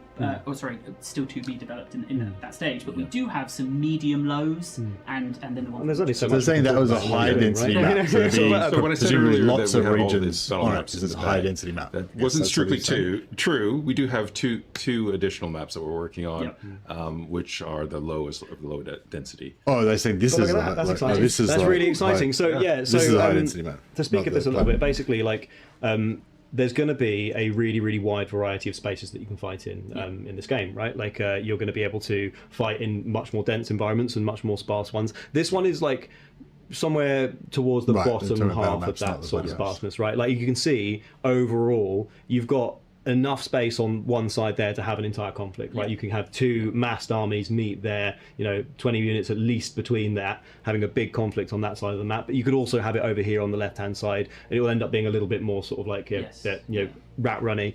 But the aim is, again, you've got all of these different tactical options and then sort of strategic elements that can come out of it. So one of the really big and exciting things that we're doing here is that destruction now is going to come into play, right? So that forest, if you don't like it, you don't have to keep it, right? So if you find that pesky forest is getting in your way and you can't see around it, then you can get rid of that thing, or you can use it to hide in, right? And you classically use it to sneak things around and move around. So however you want to try and develop and use your units for your strategy, the aim here is to sort of really open up that toolkit for you. So you can do all sorts of really cool and interesting stuff. And again, the firepower is off the charts. So when we started looking at things like trees, we just went, well, they can't stay there. Yeah. The building can't stay there.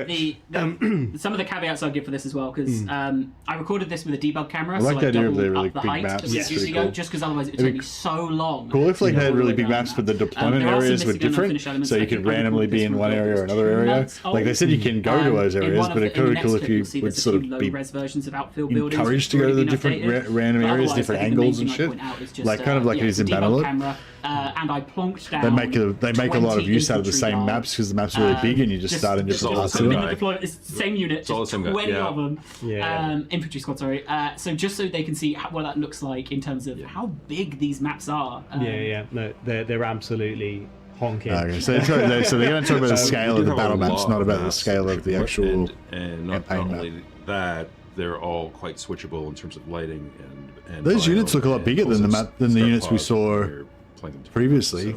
Actually, are they 20-man Imperial Guard units? Maybe they're the same. Absolutely. I want to see a ship get blown up, and then we can move. Here it comes. They look like more like 50-ish. I think another point to make here, and I think I've said this before in different forms, is that you're not always alone, right? Like again, we're fighting on these planets. There is a huge amount of conflict going across the surface of the planet. How many guys are in that? Right? It's not you're not just you there, right? So when you show up in these planets, oh look at that, look at that guy. Do you want to point at your?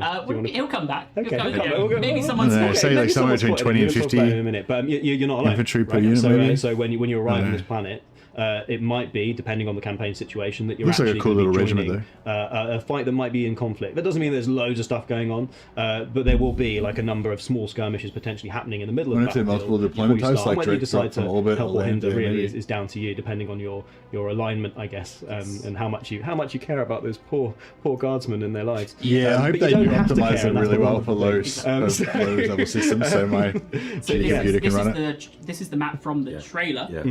Upper high plateau. I was trying to, because I think the lighting is automatically set from a pool when you load into a map. I was trying to match the lighting from the trailer, but I loaded it like 6 times and I just gave up. Yeah, I mean, we've got about 40 different lighting setups, so you might be a while to try to find the right one. Variety is key. But I think like a thing we found really interesting to develop with was this concept of like dealing with these intense spaces, right? Because obviously there is a lot of complexity to building something that represents a high. Those buildings are going to be so annoying. All those tall buildings everywhere blocking your cursor. I hope that they figure out a better way of dealing with that shit, because it's so annoying when you're trying to target something and there's like an occluded space, but you can see through it, so it's not there essentially visually for you, but your mouse is still blocked, so you can't click on units because there's like a tower in the way or some shit. Incredible scale. Hopefully they sort that out. Even these intense spaces, when you get down into actually looking at them, are absolutely huge, right? There are these massive areas that you can conduct combat within, right? So even when you're dealing with these intense spaces, often actually the spaces you can work through are still pretty sizable, right? Like if there was a moment a little while ago, but you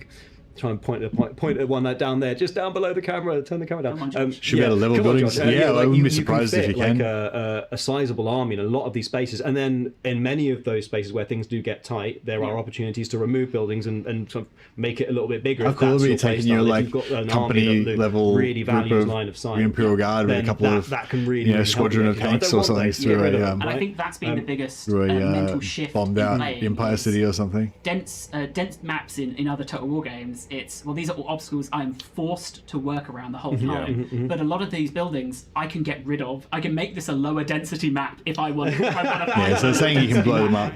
Oh, we also have some amazing effects. No, they're saying you can blow up the buildings. We do. You can level everything. And again, you got these really. So you have your Imperial Guard just artillery platform, just level everything, so you've got a nice line of sight. Being completely clear, not absolutely everything is destructible, right? Like we've kept it to areas where it really works, it makes sense, and it feels like it can really sort of add to that depth. But I mean, another big part of it is these cover zones, right? Which as we come back round, maybe we'll get to point out our favourite. But these cover zones, because again, we are dealing with a universe that's full of. Guards should be allowed to go into buildings. Yeah, well, if you can go in buildings in medieval 3 and you can't do it in Total War 40k, that would be something wrong, wouldn't it? So a part of the sort of the tactical the tactical tapestry of we're seeing like a real big cover zone right down there, bottom left. Yeah, exactly. But it really can, help the survivability of your weaker units. And something that we really wanted to capture here is that, cover really does matter. When you've got fragile units, that fleshy poor humans that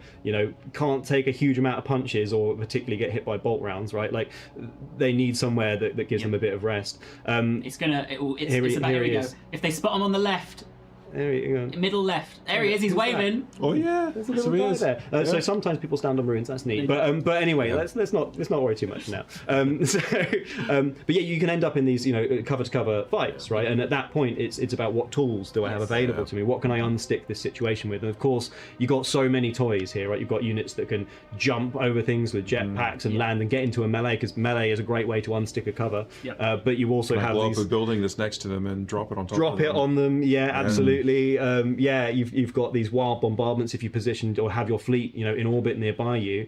Part of that whole tactical and strategic space is stitching together the campaign and the battle, so that having that fleet present with the right things on it, with the right bombardments, with the right assortment of armament, can really, really help your battle. So if you've loaded it up with a macro cannon and you've got a bunch of really angry space marines ready to jump down, they can appear exactly where you don't, the enemy doesn't want them, right? So there's the really, really powerful and cool tools to sort of like play with once you start to get into this space. But cool, it looks pretty, doesn't it? Oh yeah, it looks really pretty. I don't have to say anything, Dave. Everybody's just looking at it. They can't even hear a word. Yeah, I'd be really interested to know if they can have occupied buildings and stuff. This one in, I wanted to ask you about deployment zones. So what's different about deployment zones here? What's different about deployment zones? Oh, yes, what is different? We want to make sure we have, I guess, as many varied ways to play these maps as possible, right? Nice. And we have done tricks like this in the past, but we are leaning into it. So with this map, you can fight it north to south, effectively, so like from that direction. You can also fight it east to west, so you can have that deployment on a different, basically, axis. And we also are going to have assault battles, right, which have these sort of more entrenched positions that we're fighting against. And at that point, you might be defending sort of halfway out into that map, for example. So as a defender, you might be sort of halfway in, and we have all of these different sort of ways and configurations of making sure that the experience does stay fresh. So each map is especially going to be like 6 different maps or whatever. There'll be different kind of variations of how you approach it. So we've seen an ice map. Whether they're entrenched or not. What's the biome for this one? Is it waste? That will be a waste, yeah. And what we'll show as well is, I think, one of your favourites. This is an arid map. So this isn't an arid map, right? This is a map with arid on it. That's right. Oh, there we go. You can see the size of it. This could be all green. Yeah. Right. So is there 100? Is there 100 guardsmen in a squad? Gunk map. Can't count that fast. That's how this variety is really getting layered on, right? Yeah. Fight on the same map. See, in the previous one, it looked like it was much smaller scale. Now it looks like it's similar scale to it's the opposite Warhammer 3. deployments, and you're on ice. Yeah, absolutely. Put it on ice. Don't put it on ice. We are definitely too hot to be put on ice. But and again, I think conceptually, I just absolutely love this map. I think it's really, really, really cool. It really reminds me of like the texture paints that you get to sort of stick on your models. Using your Martian iron crust and all that sort of stuff. It brings back memories basically. But and again, this would probably speak of like a frontier world, right? So somewhere where like things are much more desolate, where civilization that has been built up is kind of like almost stuck to the vestiges. It looks like each squad is like 100 dudes. The Imperium dudes. is slammed down to sort of bunker up around, and you get these really cool and interesting spaces to fight in. And again, sort of looking at those. Yeah, I'm pretty sure in the previous video there's like 20 guys in the Imperial Guard squad. Missiles. The positional play really, really does matter a lot. Like, so being able to build up multiple ranks of fire from like behind you, in front of you, to the side, you're flanking with your missiles, etc. Like that is all an important part of that space. So making sure that we have that in the environment, is super, super key. And doesn't it look good? And doesn't it look lovely? I really like the big crash ship. The big crash ship is a really good part of the map. But we do have, just to labour it, we do have the flat map, right? We have the very, very sort of like desolate, empty ones too. We all love them, and they all fit. And that's the brilliant thing, is you just get such an amazing spectrum of different spaces that you can end up fighting in. This is actually like structurally a classic Total War map type. Basically, if you look at, it's a divide into with a few choke point battle, choke points. Yeah, absolutely. Fantastic. Well, I only have one more question for you, and I think I'm answering it because I am going to ask you, when will we hear from you next? But you're very busy making the game, so I think I know the answer to this, which is we have a few. You think? I think we've got a few things planned at the moment of when we're going to show more of Total War Warhammer 40,000. We're still working on exactly which is going to come out first. So regardless of which it is, by the end of June, you will have heard more about Total and seen more. Thanks for the 32 months. Appreciate it. Good to see you, brother. Probably from us too. Probably. Maybe, I don't know. Can't get you away. All right, well, thank you very much. I'm going to stick us onto a summary screen, so you are free to sprint out. But thank you so much for coming on. Really appreciate your time. Thanks, everybody. And, thank you everyone in the chat for saying thanks. Well, yeah, I feel a bit like... We have one more section. I feel a bit like you're free ripped to off a bit, like, because they said they were going to talk about the scale. We have one more section, and that is our community inbox. Yeah, so I feel we like had a they, really great reaction. So I'm like, how big are the squad sizes? How many regions are there on a planet? How many? You know what I mean? Like, how big are the sources? Like, they literally didn't answer anything about the scale at all. Like, it's like, what the fuck? So I don't know. I guess they meant scale as in we're going to make it sound really big and awesome. And like, okay, cool. It did sound really big and awesome, but I thought it sort of gave me the impression they were going to actually give us some information about what the actual scale was. But I guess we did see the unit size, so you can go back and count pause it and count how many dudes there are. So we could find out. At least we can see that they've upped the scale of the squads. The squad size is bigger. 2-3 months since last year. So we've trawled through your inbox again. I hope that they've increased the squad size of the Imperial Guard, but they kept the same squad size of the Space Marines. The Space Marines unit is like still like 6 guys or 10 guys, but an Imperial Guard unit is like 100 guys. That's like, if they make them that power level, I'd be pretty happy with that. We're going to ask just a few questions because we're relatively short on time, but there were some questions we saw real trends on. So for those who don't know you, because I don't have a name tag for you, who are you? I'm Roger. I am the vice president for Total War. Big silly title, ignore it. I am nobody. Everybody that you've seen so far, they're the real hard workers. They're the ones that make things go. So we're going to put the harder questions to you then. That's fine. That's fine. So we've got, I think, 6 questions to run through. He's like, I'm not a hero. I'm just doing what anyone would do in this position. Emails, you get a lot of suggestions on AI. Either why don't you just do this, or how can't you do that? Yeah. So what is the biggest challenge for improving AI? Yeah. So I have answers for this, but I know that as soon as I leave here, all the AI programmers and designers will find me and potentially punch me. AI is lots of various challenges. For one, our game is heavily based in simulation, and so the AI has to do stuff that the players could also do, and therefore our AI has to be really dynamic, and we have like PhD level people who are doing the architecture of our AI in order to make it smart. But the other aspect of AI is that it's pretty awesome. An all-knowing, all-seeing, all-doing AI is not actually fun. In order for the game to be fun, it needs to be both challenging and no, and they didn't winnable. say the Like, there release has to be date for hope of Bhashiva, doing it. I don't think, And- which is and an weird AI because like I thought it would have been out by now. Like I'm like when how? So getting the balance Guess it's between still those a two couple things months is away. very Because tough. I haven't I'd announced say that anything the yet. architecting and the designing of the behaviors and those things are probably the most challenging bit, but then there comes the design part, which is how do you make the AI itself feel good, and then how do you make it feel good for as many people as possible. I think it'll be nice, hopefully in the future, that we have various settings in the game that allow players to take more control over the behaviors they want to see from the AI. I think a lot of people, many people, when they send me questions about AI, it's not hard enough. Yeah. And they don't want us to just raise HP and raise. They want it to feel smart. They want it to feel smart. So hopefully in the future we'll be able to implement more clever things like that. Yeah, we did speak about in the Warhammer 3 section an update that will be coming in 8.1, which is a new a way of priorities changing. So all of that kind of stuff helps when it's layered on. I should have started with this question because it's super relevant to the actual stream we just did, which is, does working on multiple projects reduce focus? Why don't we just have everyone in the building working on the same thing? Well, let's see. It doesn't reduce. Well, that's a nuanced question. Yeah. So it reduces focus for me because I have to be everywhere at once. We do have people who are dedicated to various projects.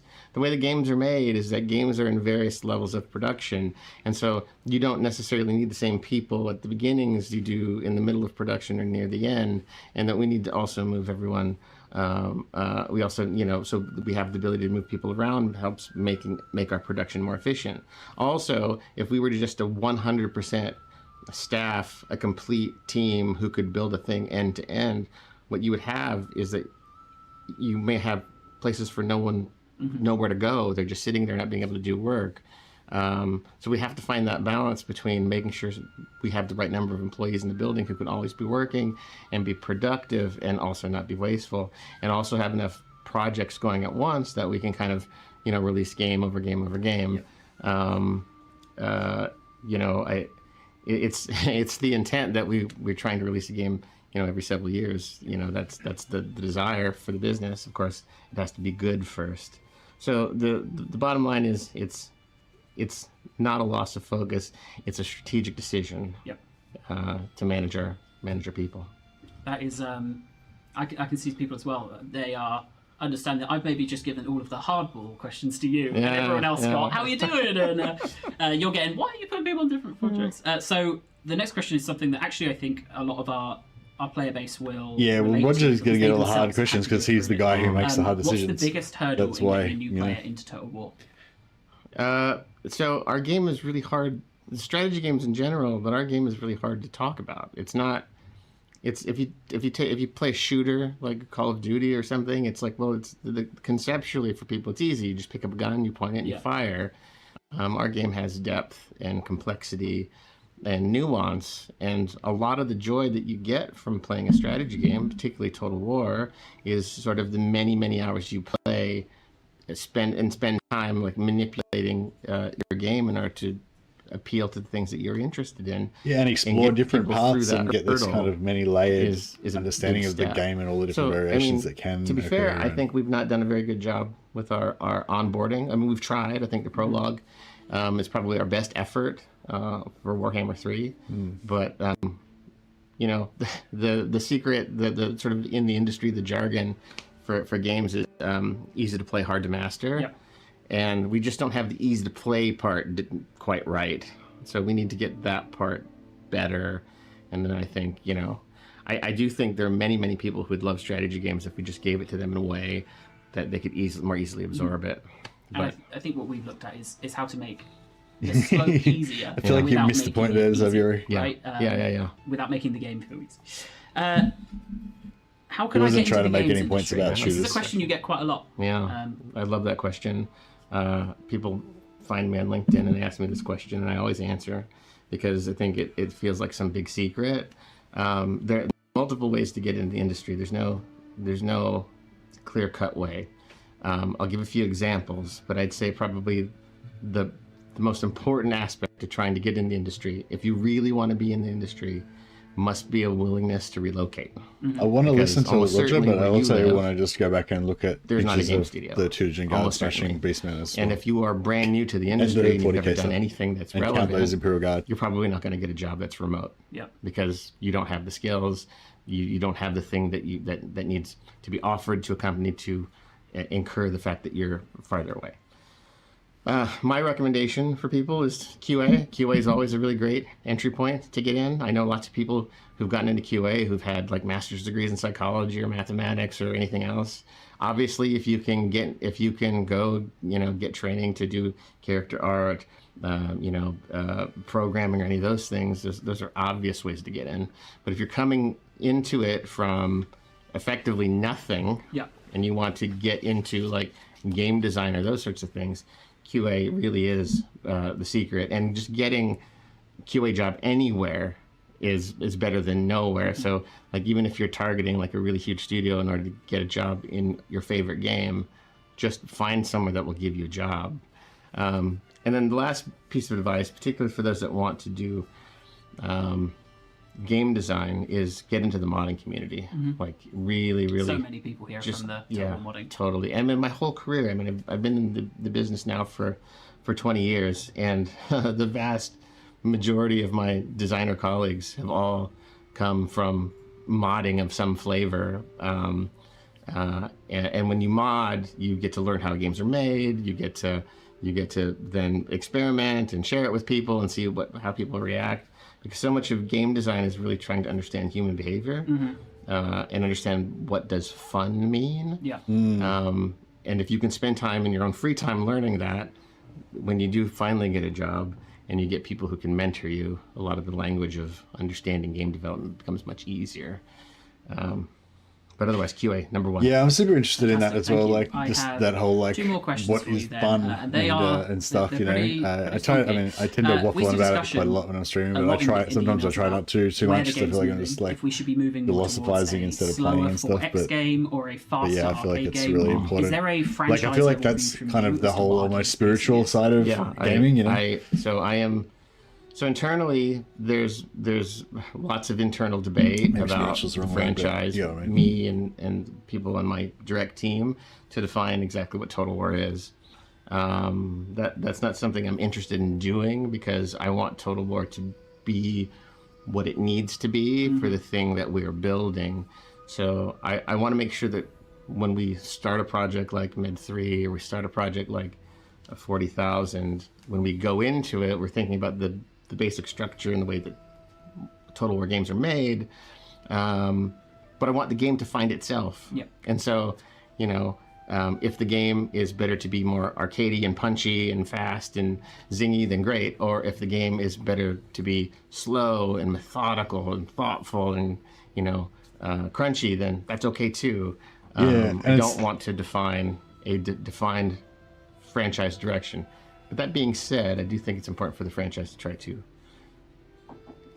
stick keep finding to some sort of uniqueness and innovation have some and sort of exploring identity. all those spaces. So I do think that 40,000 is very different from Med 3. They're going to feel very different, despite the fact they're both Total War games, and I think that's a good thing. Yep. Then my last question for you, unless anything springs to my mind. There's a long-standing complaint that Total War is more fun early game than late game. What are the plans to tackle that? This comes back to the sort of the question about new players in a lot of ways and getting them into the game. I think we have a lot of it's only going to be abstract music. It's about careers and game design for the moment. I'm sorry, player interactions and after this is finished, we'll flick back and look at how we re-examine the create units and fun stuff. experiences in all phases of the game. We have very expert game designers, but I think it's Total War as a franchise is something that has just been built on over and over and over again. There's just things just keep getting added on and on and on. And I think at some point we do, and I think right now with Total War Next, we are kind of coming back in some ways to first principles to ask ourselves like the important questions of why do we do this particular thing. A very silly question is like, why do we have unit cards as an example? Well, somebody came up with that decision ages ago. Do we now know why we do that? Is it important that we do that? Well, probably it is important that we do that, but we should be asking all of those questions so that we can then eventually answer this one. One other thing though that's completely unrelated to this about the get into the games industry. If you are an experienced game dev, we do have jobs we are hiring. I think they were putting a link in the chat. I don't think about the whole like early game being good and quite often the end game being not as fun and stuff. That's all of the questions I had from the inbox. That's just how life is, you know. That's how if you go and do any activity, like if you go and start playing cricket or you go and start learning jiu-jitsu or I hope whatever, you were able to watch some of it. The amount of novelty and new experience and excitement and everything you're going to feel that first few weeks when you're learning all these new skills and you're getting all this different understanding of the world from a different point of view through the lens of this activity and stuff. Like, you know what I mean? Like that's just how life is normally. Like whenever you start and a lot of people are like serial starting new things and not sticking to it because it's so fun at the start, and then it slows down and it becomes something different as you get deeper and deeper into a discipline or into something, you know. But like, but it becomes like a different kind of fun, you know, like a different kind of satisfaction and stuff. Like, you know, like with martial arts, I guess, you know. You get a very basic level of competence like very quickly, and you Roger, thank you so much for coming on. An understanding of a whole bunch of stuff like very quickly, but you don't master it. You're not good at it. You aren't proficient. You know what I mean? And like next week. And as you go on more and more, you get even broader knowledge of it, but it's much slower expansion of your knowledge. But that incremental increase in skill starts to make you actually proficient. And then once you actually start to get proficient in a thing, you get this different experience of being kind of like a veteran, you know, or a journeyman or whatever, you know. And I don't know, I can't really explain it properly, but the point is like there's totally like different types of like who she is, different types of fun, you know, and the fun that you have later on with a thing is less intense than the fun you have early on, and a lot of the like fun that you have later with a thing is about the satisfaction of seeing an investment that's paid off. You know what I mean? Like seeing, yeah, I've trained for 7 years and I can now occasionally look back and just remember what it was like before and how far I've come and, you know, and stuff like that. And so I think like, that's like the thing, like with bringing it back to Total War, like that's the thing. Like if you try to like have the same fun, like if you start a new campaign and it's exciting, there's possibilities, you've got new units that you haven't played with for a while, everything's fresh, you know, like if you're trying to expect to have that same feeling on turn 80 and turn 150 and turn 200, like you're not going to have that, you know, and then you're going to always be chasing that. You're just going to start new campaigns all the time, which is what I do pretty much a lot. But like, yeah, but you know what you're looking for is that like those different types of fun, like seeing your plans unfold, seeing your, you know, seeing like getting into infrastructure and administration and stuff like that, and having some sort of satisfaction in that, and organization and shit, you know, like there's all these sort of different types of fun that come into play late game once you've got more complex stuff to deal with, and you get that, yeah, there's that satisfaction thing. So yeah, so basically I think like from the games designer's point of view, it's more like the it's like their responsibility is not to try to make the late game the same kind of fun as the early game in terms of that novelty and freshness and thrill of the unknown all around you and all that kind of stuff, because that's early game shit. Like that's always going to be early game shit. Then that late game is never going to be there, right? So, you know, what you want to have in the late game is opportunities for you to have invested in things and then see that investment pay off. You want opportunities for you to have built systems, like, you know, having like supply lines of cities that lead to where you're going to later on have a war in 3 years time or something, you know, and like, you know what I mean? Like it's a different type of, I think that's why they need to design towards a different type of satisfaction in the late game, you know, and I think that's more successful with some factions than others, you know. Some factions are just too simplistic to really have that, you know, like they don't really, you know, whereas others like have the right kind of complexity and the right parts to kind of give you more of that feeling. I'm the opposite. I have more fun in the later game, but I've also played each faction a dozen times. Yeah, well, I'm not really talking about like more or less fun. I'm talking about like, yeah, the type of fun. I feel like it's a different type of fun that you're looking for in the late game. I mean, if you can keep that like just novelty and newness and excitement going as long as you can, then sure, that's great. But I guess what I'm trying to say is like, yeah, I feel like they need to like design the late game towards a different type of fun, and a certain amount of the responsibility is on the player to kind of learn to enjoy that later fun.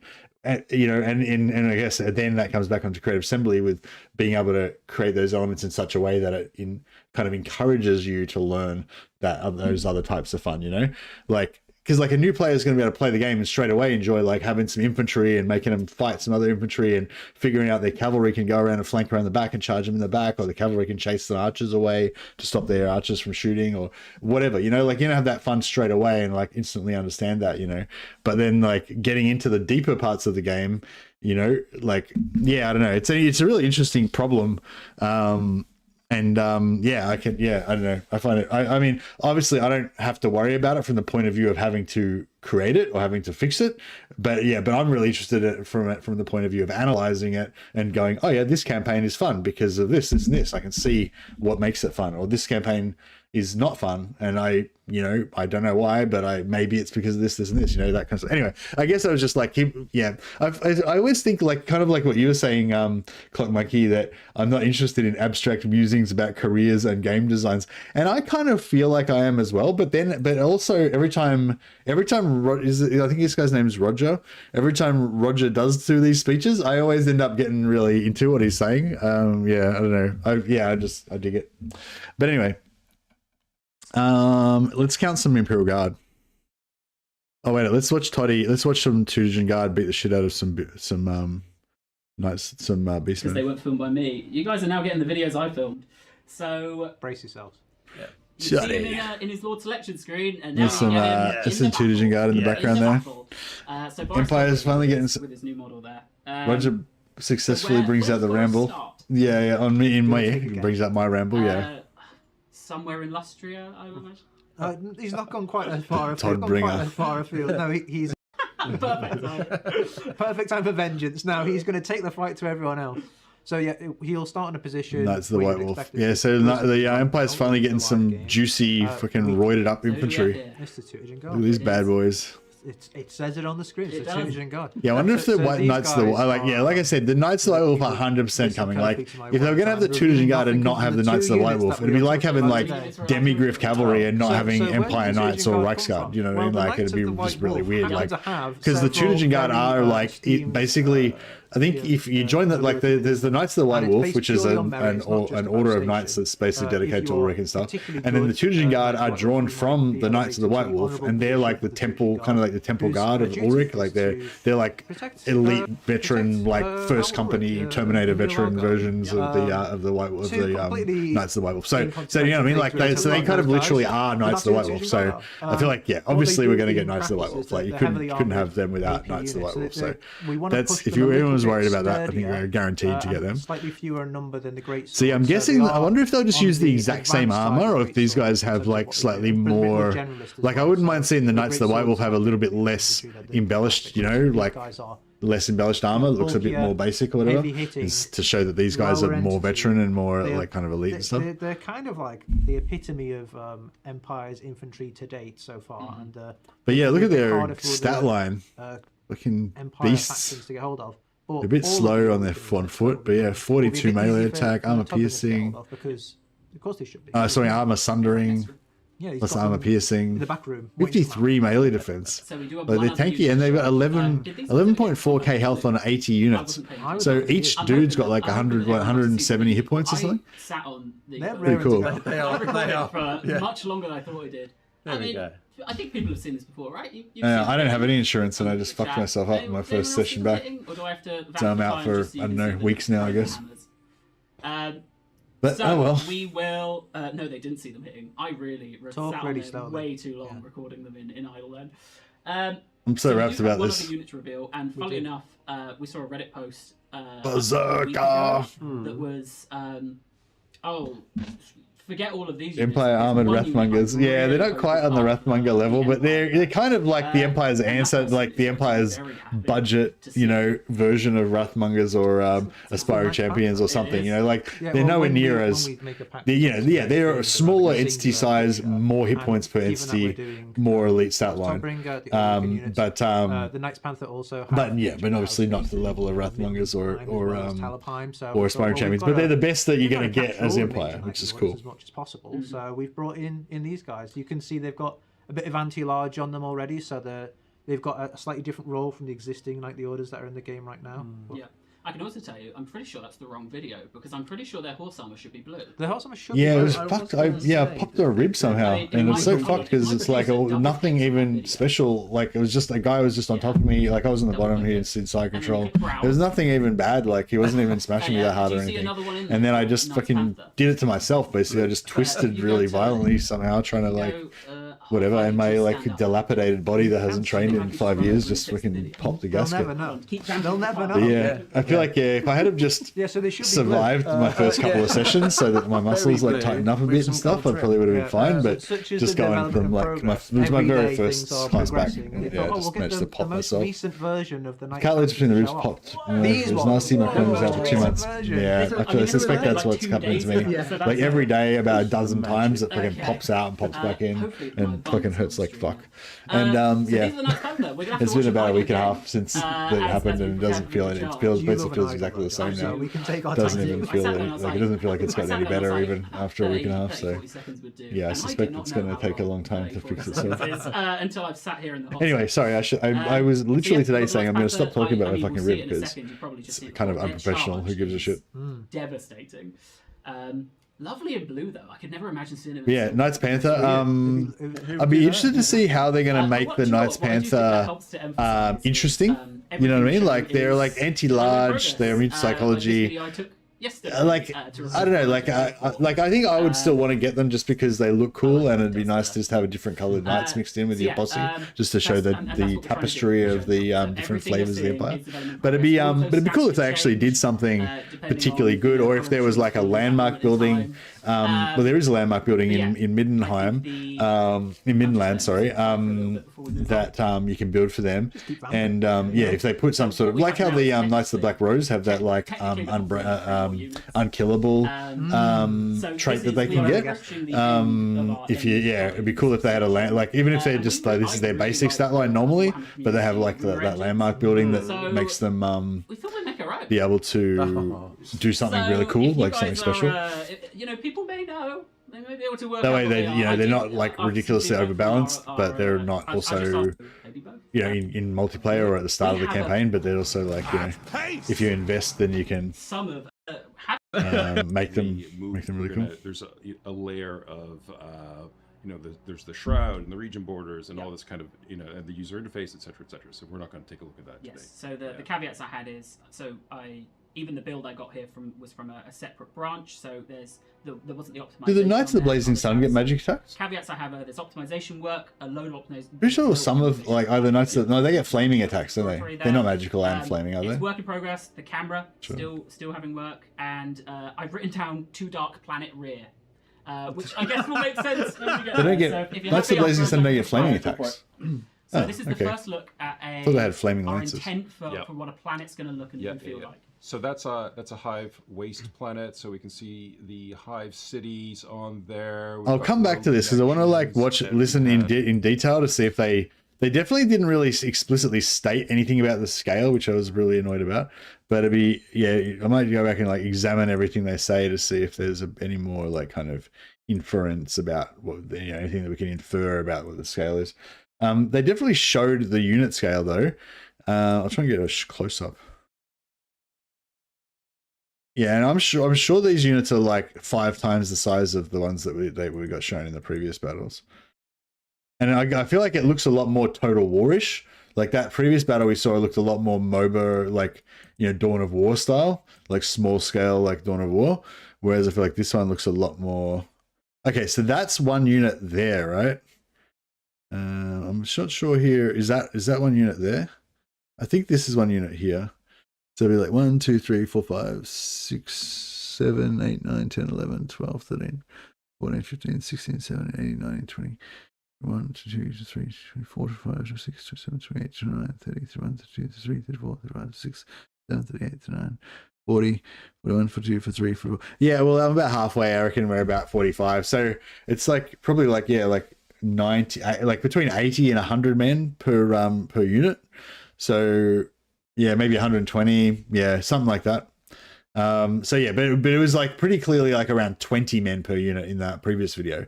So I feel like the scales like jumped up for the Imperial Guard like by about 5-fold, which is good. Like I like that.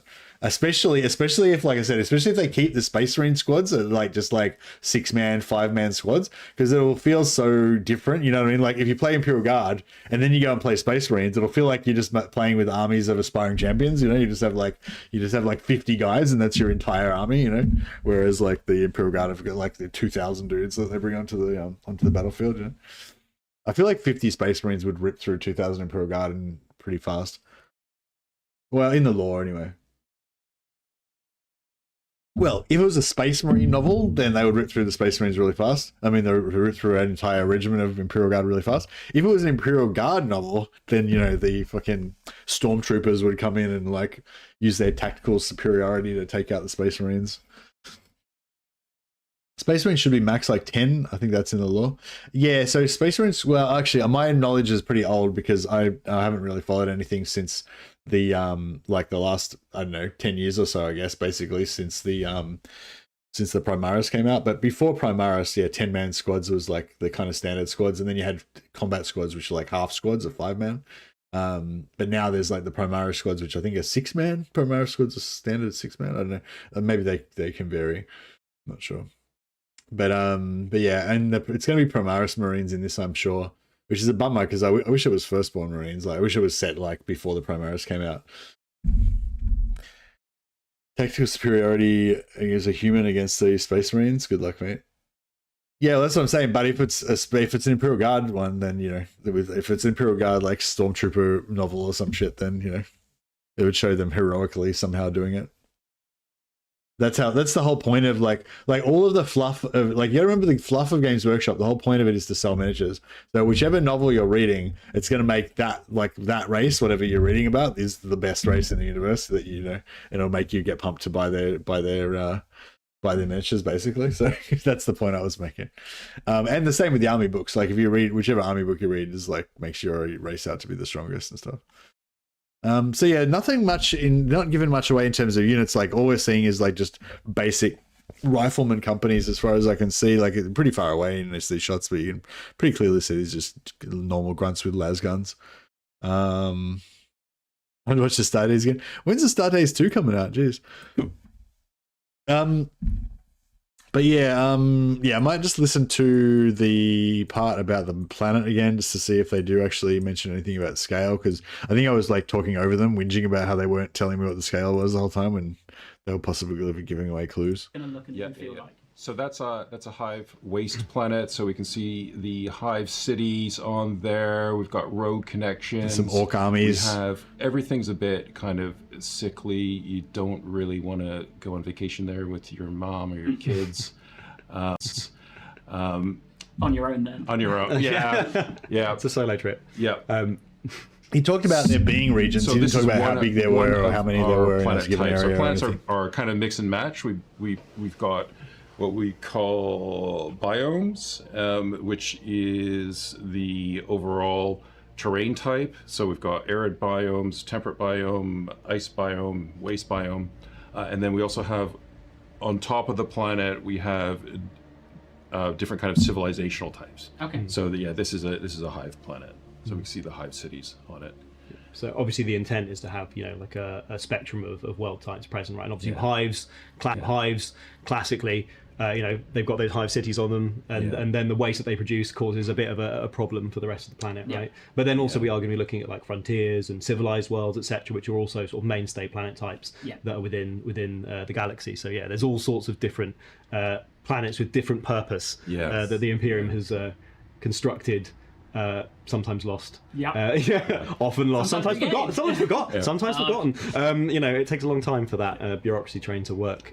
But yeah, so representing. I wonder if those space stations in orbit are actually watching the stream. Actually significant. Dave is a designer. I'm an artist. You'll see me like talking about art nonstop, and that's my obsession. So the question I have then that will maybe hit both of you in a different interpretation is what was the biggest challenge in trying to capture a whole planet? Yeah. So I mean, it's not just about capturing a planet, because what we're really trying to do here is we're making a planet, we're making a Total War planet. We're making a Warhammer 40. Actually, our lives have been made kind of easy in a lot of our processes. What were those other armies that we could see? Were they Space Marines? Because of our tool chain that we've developed. So the designers and the is that a Space Marine? Have got a tool that allows us to place things quite easily, and we don't have to manually go in and do that. So we promised we'd talk a little bit about that looks like Imperial Guard. So I'll ask effectively the same question to you with a different flavour of it. If I'm a player, what is it like to try and capture a whole planet? So you're going to be fighting through region to region, basically on these continents, with the aim of basically capturing like a key region or a key location within that. And across those conflicts, you're going to be encountering all sorts of different scale of civilization. Sea region, yeah, but no shit, bro. Of course, there's going to be fucking regions. I'm saying, how many regions are there? Like, is it like kind of like Is it kind of like Risk style where there's like one region here, one region there, like, or whatever, or is this whole thing here like one region, or then there's just one settlement in there, or is like, you know what I mean? Like that's like, how many regions, like is every one of these settlements like its own region? Or is this like a settlement area? Is it, you know what I mean? Like that's what I'm saying. Like you don't like how many things are there on a planet? Basically, is what I'm trying to say. Yeah, they didn't say exactly. They didn't say. That's what I'm trying to sort of get some understanding there. You got to say 6? Yeah, sure, could be 6. But yeah, he said like. I'm really wondering if it's going to be some sort of like totally different format from the Total War that we think of, and it's like some sort of I don't know. I can't. Yeah, I don't know. I'm trying to get my head around. But he says something like you're moving through regions trying to capture key objectives or something. So I'm kind of thinking like he maybe is saying that like you can move through the map, but a lot of the map doesn't really matter, or it's not like as important. But there's just like certain key objectives that are the thing that you're actually there for, you know. So there could be like this could be a settlement. Like this settlement here might just be an area of the map that you walk through, and if you fight a battle there, then you get like Hive City terrain to fight in, but it isn't like strategically significant. Like there's nothing to click on there or anything, you know what I mean?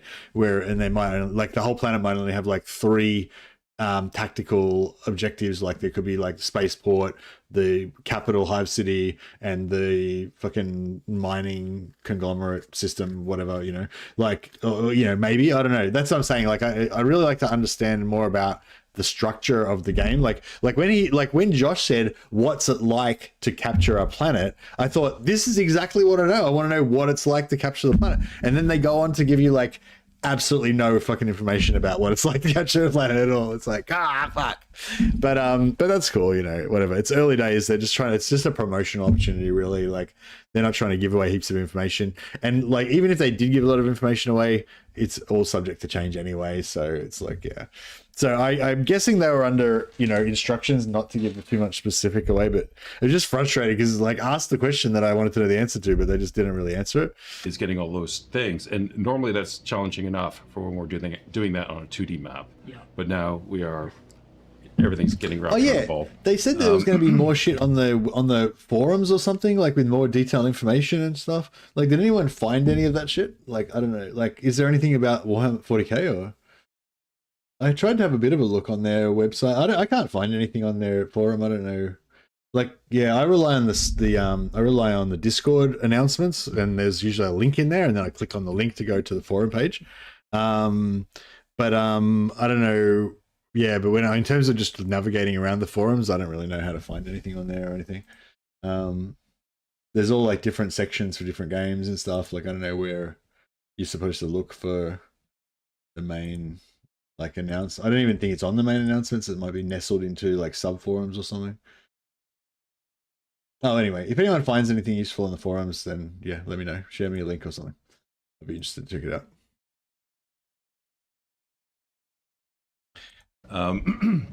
So the actually our lives have been made kind of easy, and a lot of our process is very similar to making the 2D maps because of our tool chain that we've developed. So the designers and the coders have a different flavor of it. If I'm a player, what is it like to try and capture a whole planet? So what is it like? You're going to be fighting through region to region, basically on these continents, with the aim of basically capturing like a key region or a key location within that, and across those. A key. What? So. No, you see, we're fighting through regions with the aim of capturing a key location. So maybe it's just the same as the maps currently. It's just that the key, instead of settlements, you have key locations. So like maybe it's just exactly the same as like Total War is now. We've got all these different regions, and each region's got a thing in it, but the things aren't always settlements. They could be a fortress. They could be a power station. It could be a spaceport. It could be a mining. Whatever, what do you call a mine, you know, industry, yeah, whatever, you know. So yeah, maybe that's all he's. Maybe I'm reading too much into it. Maybe all he's saying, yeah, research station, exactly. So maybe I'm reading too much into it. Maybe all he's saying is basically that you have instead of settlements, you have key locations. That maybe that's all he's saying. Conflicts, you're going to be encountering all sorts of different scale of civilization and what's the word, like density of the maps, etc. So it gives a really cool opportunity for you to sort of. Yeah, that was another thing I was worried about as well. Like, so they're saying that there's going to be I think there was like 6 or 7 different biomes. There's like toxic, wasteland, frozen, desert, forest, whatever, you know, there's like a bunch of different things. And then there's the different types of worlds, which is like hive world, feudal, imperial world, which is like hab blocks and stuff. Judge Dredd kind of style, I guess. Yeah, whatever else. So basically you could have like a hive world, which would be like basically the same kind of map, but with a toxic biome, or the same kind of map but with a desert biome, you know, or whatever, that kind of stuff going on. In terms of the battle maps as well, though, I think they referenced it later on. This is a hive world, what we're looking at right now. Hive world's where the cities are these mega cities that build up on top of each other, so it makes like a big like anthill. But yeah, so basically what I'm saying is like, so there's going to be like, so just say there's like 6 different biomes and there's 6 different types of civilizations, then you've essentially got 66 like combinations. Is that right? Yeah, you got like 66 combinations, right? And so just say you've got like 66 combinations of planet, basically just of planet, right?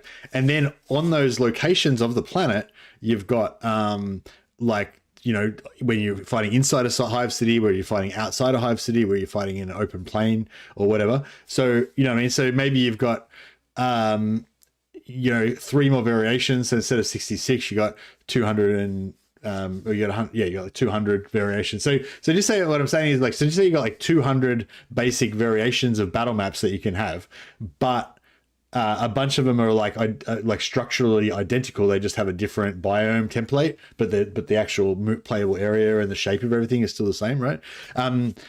So you see, so what I'm saying is, like he said, there's a huge variety of places that you can battle in, right? But I'm saying with just those 6 biomes and 6 types of planets and at least 3 different types of areas on the planet, you've already got 200 different map locations basically, you know. So but if you're on one planet in the same biome, just fighting only on that one planet, are you just going to see the same shit over and over again? You know what I mean? Like if you go to other planets and stuff, obviously you're going to see all different variations. But like how many, like given that there's already 200 different variations at base, like how many variations of each one of those variations? Like if you're fighting on the outskirts of a hive city on a toxic planet, is every single battle on the outskirts of a hive city on a toxic planet going to be the same? Because in Warhammer 3, it's always, you know, if you fight a Skaven siege, it's the same fucking Skaven siege everywhere in the world. Like it's, you know, so like, you know what I mean? Like how many, they're already going to have to use so much resources to make these 200 different maps, although it'd be not so bad because there's really only 60 different maps because, or maybe less because of the different tile sets and shit. But still, you know, like then, you know, like, I don't know, I guess what I'm saying like is, yeah, you need to have that variation. So they talked a little bit about it, how they're going to make, you got the 60 maps or however many maps you've got, you're going to be able to play in them at least 6 different ways. You know, you can play it that way, you can play it that way, you can play it over in this corner with the guys entrenched there, or over the other corner with the guys entrenched there, or you're entrenched and they're not, and stuff like that. So they'll get like, you know, more value out of the maps. But yeah, anyway, I guess that's just a concern of mine. They're obviously aware of it because they're taking steps to deal with it, but I'll be interested to see how successful that is, like whether it feels like I think in Battlelord they're quite successful with that, like just having a big map that you can potentially play in and then putting your starting area in different places and facing different directions and stuff makes it feel like there's kind of like lots of variation in the maps, even though you do recognize some of the same ones. So if they can pull off that same effect basically with the way that they're doing their maps, then that'll be like good. More desolate wastelandy places, like you can imagine when you end up fighting on the perimeters of these hives, you're going to have like these wasteland battles effectively that are pretty much empty, right? Like some bits punctuating things, but largely it's pretty desolate out there, bar a few points of interest. And then of course when you work your way towards and into an actual hive, you're going to be fighting these much more dense, you know, much more sort of like choke point oriented battles. But we'll get into a little bit of that soon, I'm sure. Then, but, yeah. It's a great idea of then how I'm taking a planet. How many planets would be in a system? A number of planets. More than one. More than one. Yeah. Well, it could be one. It could be one. It's possible. It's possible to be one, but that's again strength of the tool set. I would say it's going to be a handful of planets. It's not going to be like dozens and dozens of planets in the system. So it'll How many can you fit in your hand? Fantastic. Then my last question on this bit before we move on to the battlefields. Then. What are the next steps? So what they've seen here is a capture from a couple of weeks ago, right? Yeah. What are the next steps internally for this planet? Where do you go from here? So this planet we're kind of done this planet in terms of all the content that we need to make. So like the prototype basic hive waste planet is done. We've got all the components now that feed into our planet making system, so we can make many different versions of this planet, infinite versions, We can also mix this biome, so we can have hive ice planets, hive arid planets, etc. So we've been working through all of the different planet types. Yeah. The team is essentially going to be done next week with all the planet types. After that, we have been developing the actual systems. Yeah. So we have a pretty good. You can see in the background when I talk about the system, we're talking about where all the planets are living, and there's a star, and there's all the nebula and the backdrop. So we have a pretty good basis for that already, but we're going to spend the next month or so with the campaign art team focusing on all that stuff. Fantastic. Then should we talk about some battles? We should do this. In terms of the scale, like I don't know what I guess in terms of the scale, I think the big question really is like what you want out of the scale. Like what as a player, what do you want out of the scale? And like, yeah, like I could imagine the planets being fairly small deals where you just go in, you take out a few targets, and then you capture the spaceport, take out the settlement, and then you've conquered the planet and you move on to the next planet. And that would be, you would imagine that would be how it would be with some of the smaller ones. But if there was like a really big planet and it's kind of like pretty entrenched enemies and they've got a network of supply chains and stuff like that, like it'd be cool if you could have a world spanning conflict on a single planet that lasts for decades and shit or whatever. In game it would last for like many turns or whatever. Like you could play a whole campaign essentially where you just fight out this endless fucking meat grinder war on one single planet. Like that would, like, if you can't do that, I feel like that would be, I mean, what am I trying to say?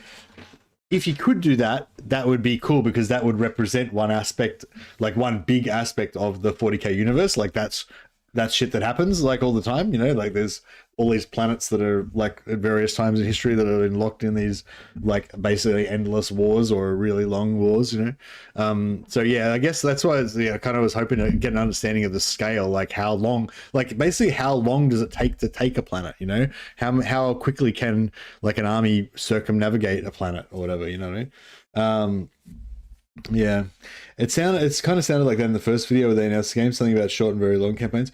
They were talking in the first video, they were talking about how they're trying to set up a system where in order to encapsulate the scale of 40k, like there's a whole galaxy there, right? That's kind of inside the playable area in a sense, but it's so big, the scale of the galaxy is so big that it's impossible for one person to like meaningfully understand or be able to keep in your mind everything that's going on like a million planets, right?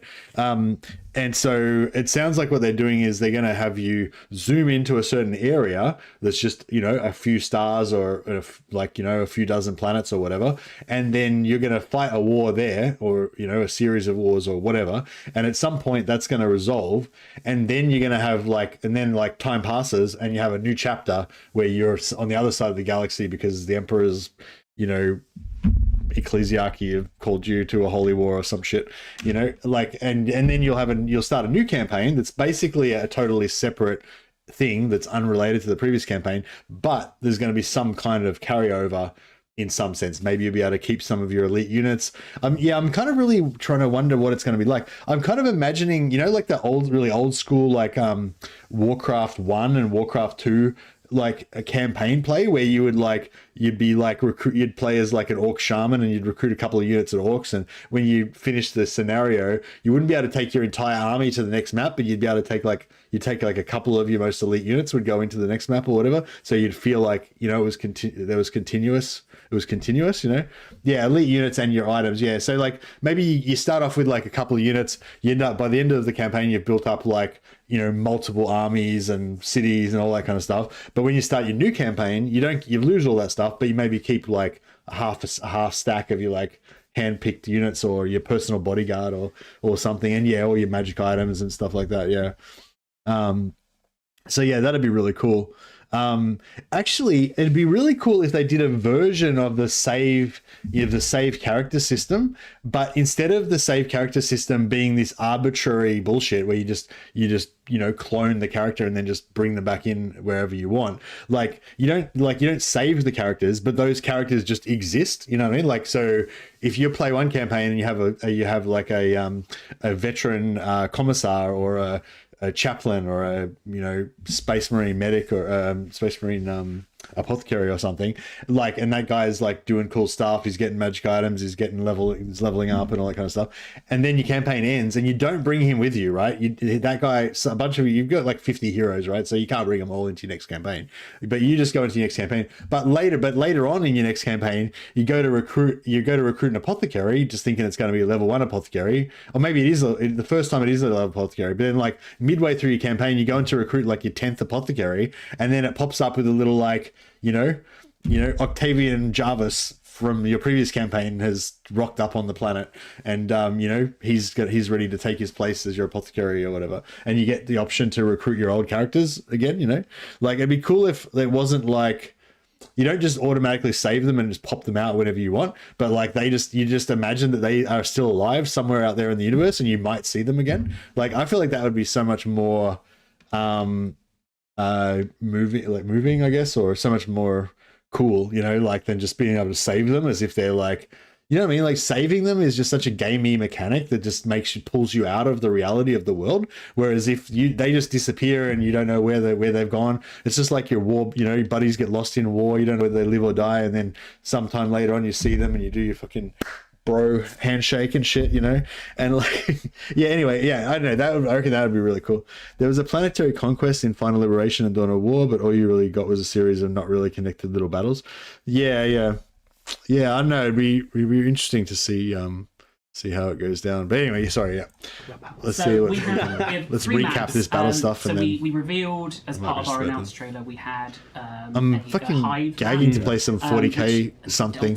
Maybe we have to start up a new Chaos Gate campaign after this or something, just so we can get some 40k action going. And we did see the community. I'm torn between wanting to play some 40k game or wanting to play a lot of things on the map, right? Knights of the White Wolf. And when we're doing trailers and stuff, we do try and get there's the most going on. But what I wanted to do in this stream is, because we're talking to the Total War community, right, is to show there's a variety there. Yeah. What we don't have, you spoke about like Wastelands, we don't have like the lowest density map here, because those are a bit further in development, still to be developed in that stage, but we do have some medium lows and then the one. And there's only so much we can talk about in one swing, right? So when I said earlier that we had all the battle maps in the bag, that wasn't strictly true. We do have two additional maps that we're working on, which are the lowest of the low density. But look at that! That's exciting. That's really exciting. So to speak of this a little bit, basically, like, there's going to be a really, really wide variety of spaces that you can fight in this game, right? Like, you're going to be able to fight in much more dense environments and much more sparse ones. This one is like somewhere towards the bottom half of that sort of sparseness, right? Like, you can see overall, you've got enough space on one side there to have an entire conflict, right? You can have two massed armies meet there, 20 units at least between that, having a big conflict on that side of the map. But you could also have it over here on the left-hand side, and it will end up being a little bit more sort of like, rat runny. But the aim is, again, you've got all of these different tactical options and then sort of strategic elements that can come out of it. So one of the really big and exciting things that we're doing here is that destruction now is going to come into play, right? So that forest, if you don't like it, you don't have to keep it, right? So, if you find that pesky forest is getting in your way and you can't see around it, then you can get rid of that thing, or you can use it to hide in, right? And you classically use it to sneak things around and move around. So however you want to try and develop and use your units for your strategy, the aim here is to sort of really open up that toolkit for you. So you can do all sorts of really cool and interesting stuff. And again, the firepower is off the charts. So when we started looking at things like trees, we just went, well, they can't stay there. Yeah. The building can't stay there. So some of the caveats I'll give for this as well, because I recorded this with a debug camera, so I doubled up the height that we would usually go, just because otherwise it would take me so long to go all the way around the map. There are some missing and unfinished elements. I think I recorded this from a build that was 2 months old. In the next clip, you'll see there's a few low-res versions of outfield buildings which have already been updated. But otherwise, I think the main thing I'd point out is just, it's a debug camera, and I plonked down 20 infantry guard Just all the same guy. It's the same unit. It's all the same guy. 20 of them. Yeah. Infantry squad, sorry. So just so they can see what that looks like in terms of how big these maps are. No, they're absolutely. So that's a full 20 stack. So we do have a lot of maps that we're shipping with, and yeah, that's cool. So you can see the scale here. So you put it full. There's a full 20 stack there, and so basically you can sort of see this whole area here is pretty much the size of a Warhammer 3 battle map. Just this little segment here. If we go back a bit.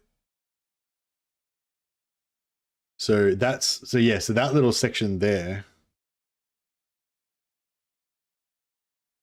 But the aim is, again, you've got all of these different tactical options and then sort of strategic elements that can come out of it. So one of the really big and exciting things that we're doing here is that destruction now is going to come into play.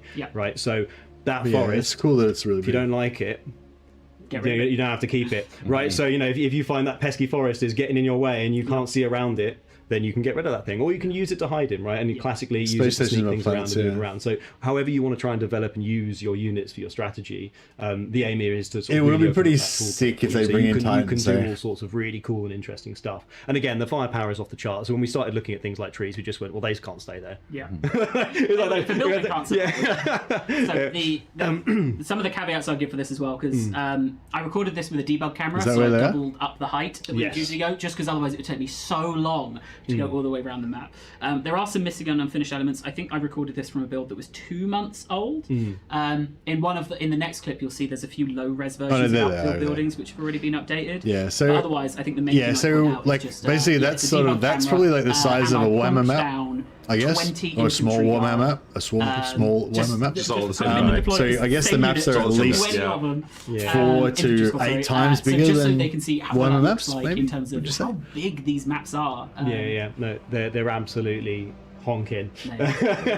So we do have a lot of maps that we're shipping with, and not only that, they're all quite switchable in terms of lighting and biome, and also start pause when you're playing different maps. So it's going to be a lot of options for the player. Yeah, I think start position. That start position is a key thing. If they can change the start position a lot, and they did mention you can do it quite a bit, to make here, then that's going to make the maps feel a lot more. You're not always alone, right? Like again, we're fighting on these planets. There's a huge amount of conflict going across the surface of the planet as well, right? It's not you're not just you there, right?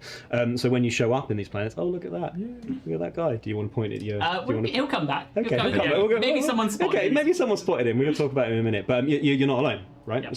So when you arrive on this planet, it might be, depending on the campaign situation, that you're actually going to be joining. What are they talking about? They're just talking about like an Imperial Guard sergeant with a chainsaw, waving a chainsaw around. But there will be like a number of small I thought that was like I saw just a guy waving his chainsaw. And whether you decide to help or hinder really is down to you, depending on your alignment, I guess, and how much you care about those poor guardsmen and their lives. But you don't have to care, and that's the wonderful thing. This is the map from the trailer. What was he talking about? The ambient troops. I was trying to, because I think talking about this in the previous thing. They're going to have like ambient troops. So you might be Imperial Guard going in here to fight against greenskins that have taken the city, but they'll also be in the streets. You'll see some planetary defense force guys having firefights with like orcs and stuff, and they're like actual units that you can fight with and interact with, but they're not like part of the main forces that are dealing clashing. with these intense spaces, right? Because obviously there is. They said that was they might get rid of that idea, but it was in the game. I think the team have done an absolutely stand-up job. I can't swear, can I? No. I really shouldn't swear. Wow, that's hard. They did a really brilliant job, like a flipping brilliant job. You know, really, they smashed it out of the park. The maps do look pretty amazing. One thing that we found, the buildings don't look very garrisonable though. Everything is occupiable by infantry. Like there's nothing about them that make them look like they're interactable. Game are absolutely huge, right? There are these resources that you can actually occupy. You can conduct combat. I'm not saying you can't, but there's nothing like that looks like they've got an interface or anything. The spaces you can work through are still pretty sizable, right? Like if there was a moment a little while ago, but you try and point at one down there, just down below the camera. Turn the camera down. Come on, Josh. Come on, Josh. You can fit like a sizable army in a lot of these spaces, and then in many of those spaces where things do get tight, there are opportunities to remove buildings and sort of make it a little bit bigger if that's your play style. If you've got an army that really values line of sight, then that can really help you there, because you go, I don't want those. Get rid of them. And right? I think that's been the biggest mental shift in playing is dense maps in other Total War games, it's, well, these are all obstacles I'm forced to work around the whole time. But a lot of these buildings I can get rid of. I can make this a lower density map if I want to fight on a lower density map, right? Yeah. Oh, we also have some amazing effects with bombardments. We do, yeah. And again, you got these really powerful tools, right, to be able to sort of like blow apart key parts of the battlefield. Being completely clear, not absolutely everything is destructible, right? Like we've kept it to areas where it really works, it makes sense, and it feels like it can really sort of add to that depth. But I mean, another big part of it is these cover zones, right? Which as we come back round, maybe we'll get to point out our favourite. Bombardments, yes. But these cover zones, because again, we are dealing with a universe that's full of really powerful but flat-firing weapons, right? And so cover becomes incredibly important. So a part of the sort of the tactical the tactical tapestry of We're seeing like a really big cover zone right down there, bottom left. Yeah, exactly. But it really can, help the survivability of your weaker units. Yes. How does the cover zone work? Does it actually block direct fire? Cover really does matter. When you've got fragile units, that fleshy poor humans that can't take a huge amount of punches or particularly get hit by bolt rounds, right? Like they need somewhere that gives them a bit of rest.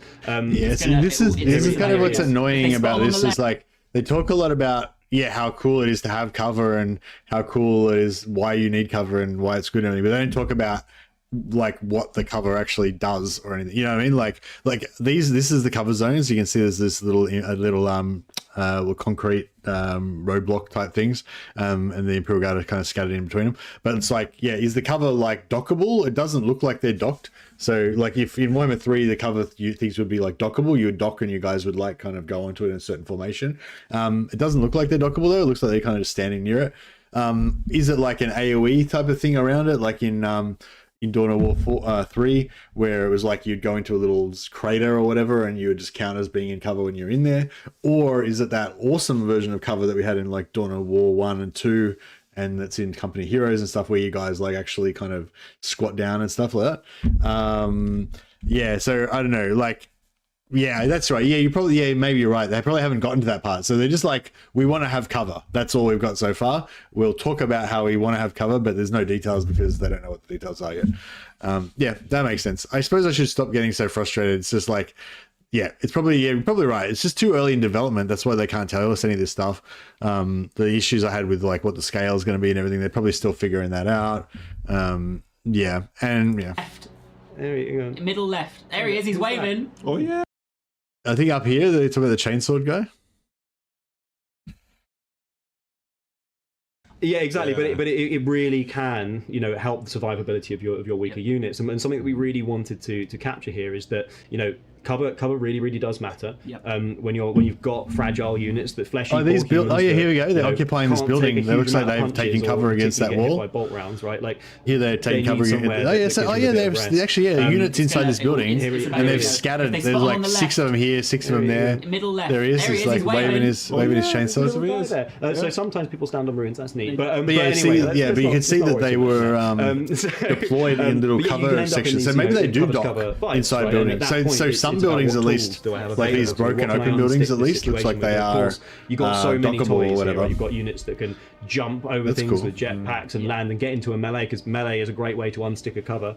But you also have blow up a building that's next to them and drop it on top. On them. Space Marines. Absolutely. I just love my like Space Marine Terminator squads just marching slowly around with their like assault cannons just tactical and strategic spaces down fucking Imperial Guard and the battle. So that having that fleet present with the right things on it, with the right bombardments, the right assortment of armament, can really help your battle. So if you've loaded it up with a macro cannon and you've got a bunch of really angry Space Marines ready to jump down, they can appear exactly where you don't. Probably look for Company Heroes doing something similar.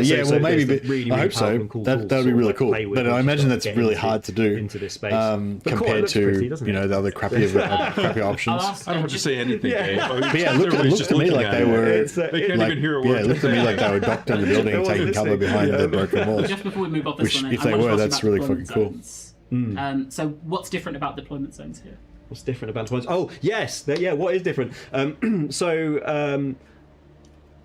we want to make sure we have. Yes, this is sort of what I was talking about before. Like they're basically going to get more use out of the same maps by having like right? 6 different ways to deploy on the map. Like you go north, south, east, west. You move over in the corner with one enemy entrenched. You can over another corner with you entrenched. The enemy attacking you. So it's like it's like basically a shitload of different variations on each map, so you can get your assault battles, right? As well as having the same map in different biomes and at that point you might be defending sort of halfway. So you could have this exact same layout, exact same building type, but instead of being a toxic world, it could be an ice world. Sort of ways of configuration, so making sure that the experience does stay fresh. Pretty much the same. Yeah, of course, so maybe the ice world would have like a slow infantry or something. Super fun. And speaking of like variety, so we've seen an ice map. Effects or something. We've seen this is what's the biome for this one? Is it waste? That will be a waste, yeah. And what we'll show as well is, I think, one of your favourites. This is an arid map. So this isn't an arid map, right? This is a map. Oh wait, is that an assault squad? I don't. Do Imperial Guards have assault squads? What's going on here? Like, why is there so many chainswords?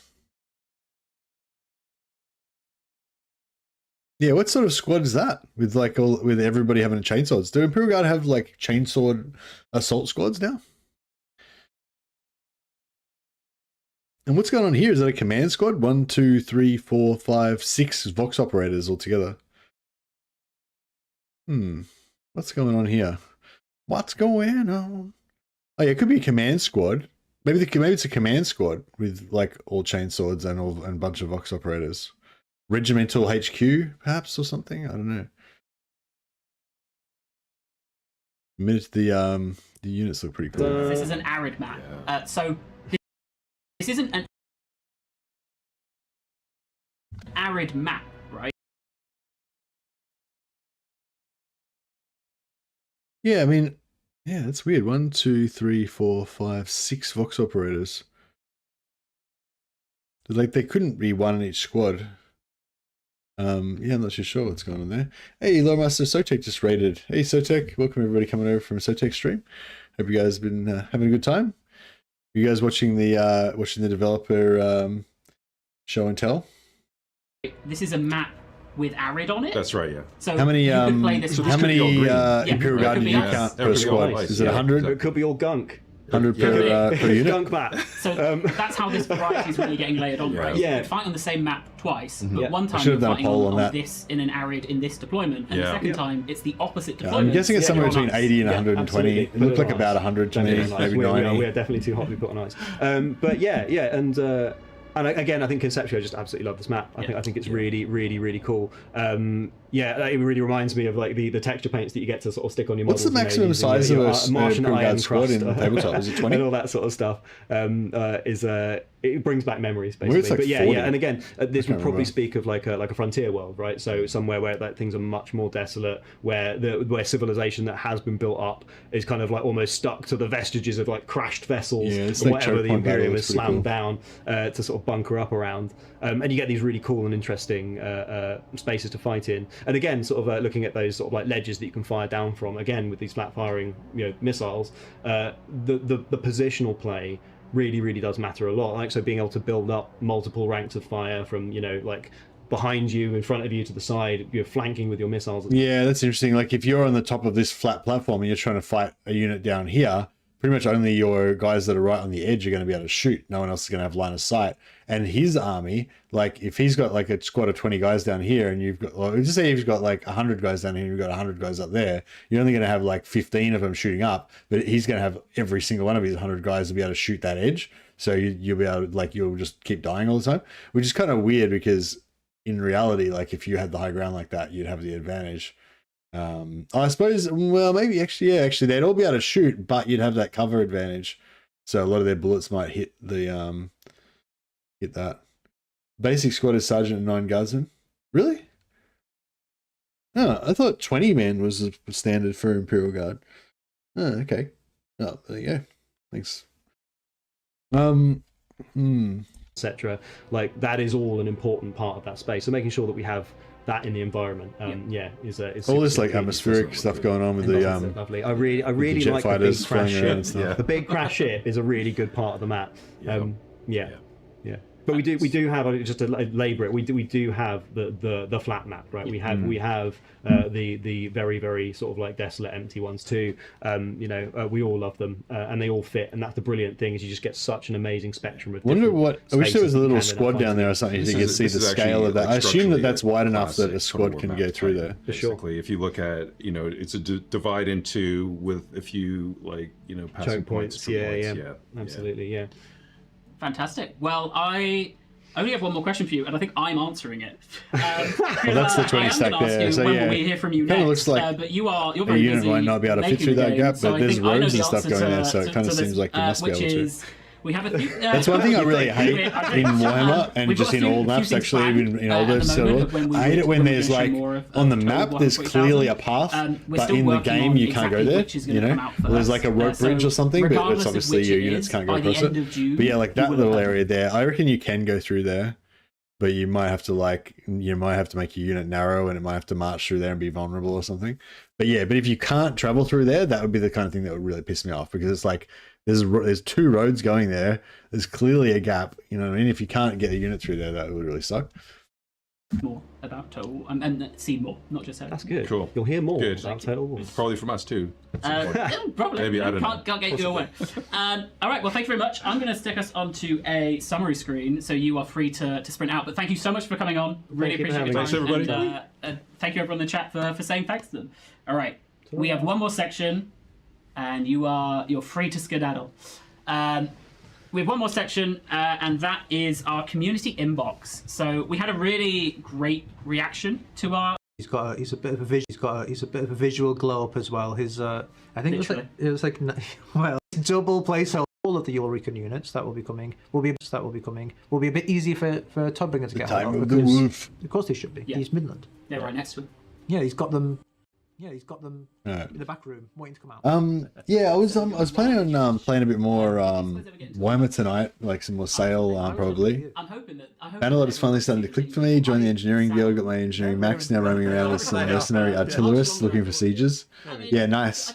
Have you got the Ironbreaker with satchel charges front line, Unbreakable's front line, so you can just have them there as a wall and just shoot over their heads? That's pretty handy. Like the Ironbreakers can pretty much just kill anything by themselves, but they make an excellent wall to hide behind and shoot over their heads. But yeah, I'm glad you're getting into it, man.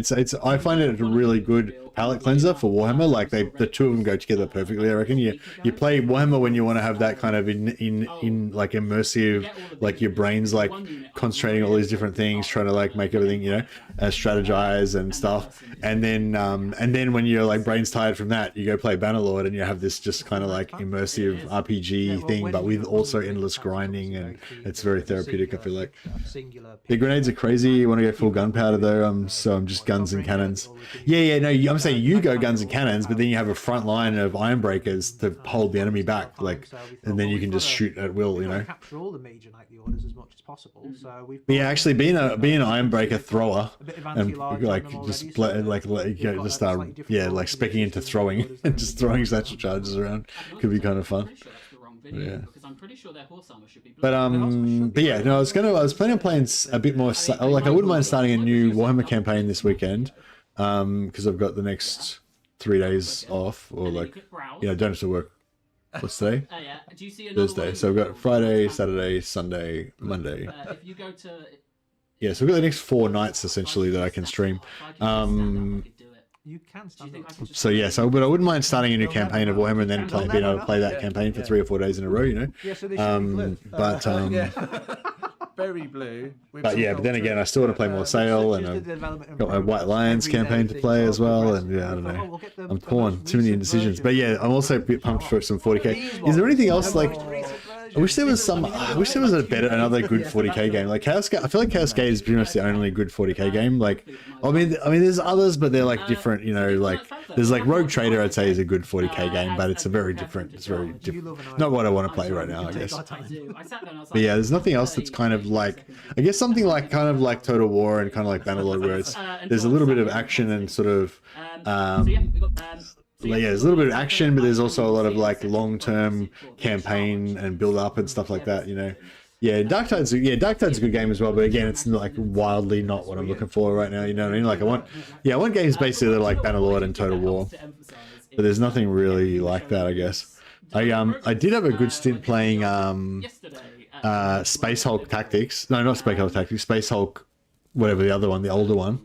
But it's very simplistic and stuff. It doesn't really give you what you need, you know. Stats could change depending on, you know, however Sean's feeling at that moment in time. I'm just trying to have a quick look at my library. I think I'm just letting them see him fight for a little bit before we move on. Yeah, Space Marine 2, obviously there's Space Marine 2 as well, which is amazing. There's XCOM 2, which you can just play like with mods and stuff to make it more 40k-ish. We are approaching the end of our end times section. And I really like the Warhammer community. I'm trying to think whether like playing Chaos Gate is going to give me more of that 40k vibe that I want, or if like playing Chaos Dwarfs and just pretending that they're Space Marines is going to with little guns and stuff is going to give me more of that. Is going to give me more of that vibe.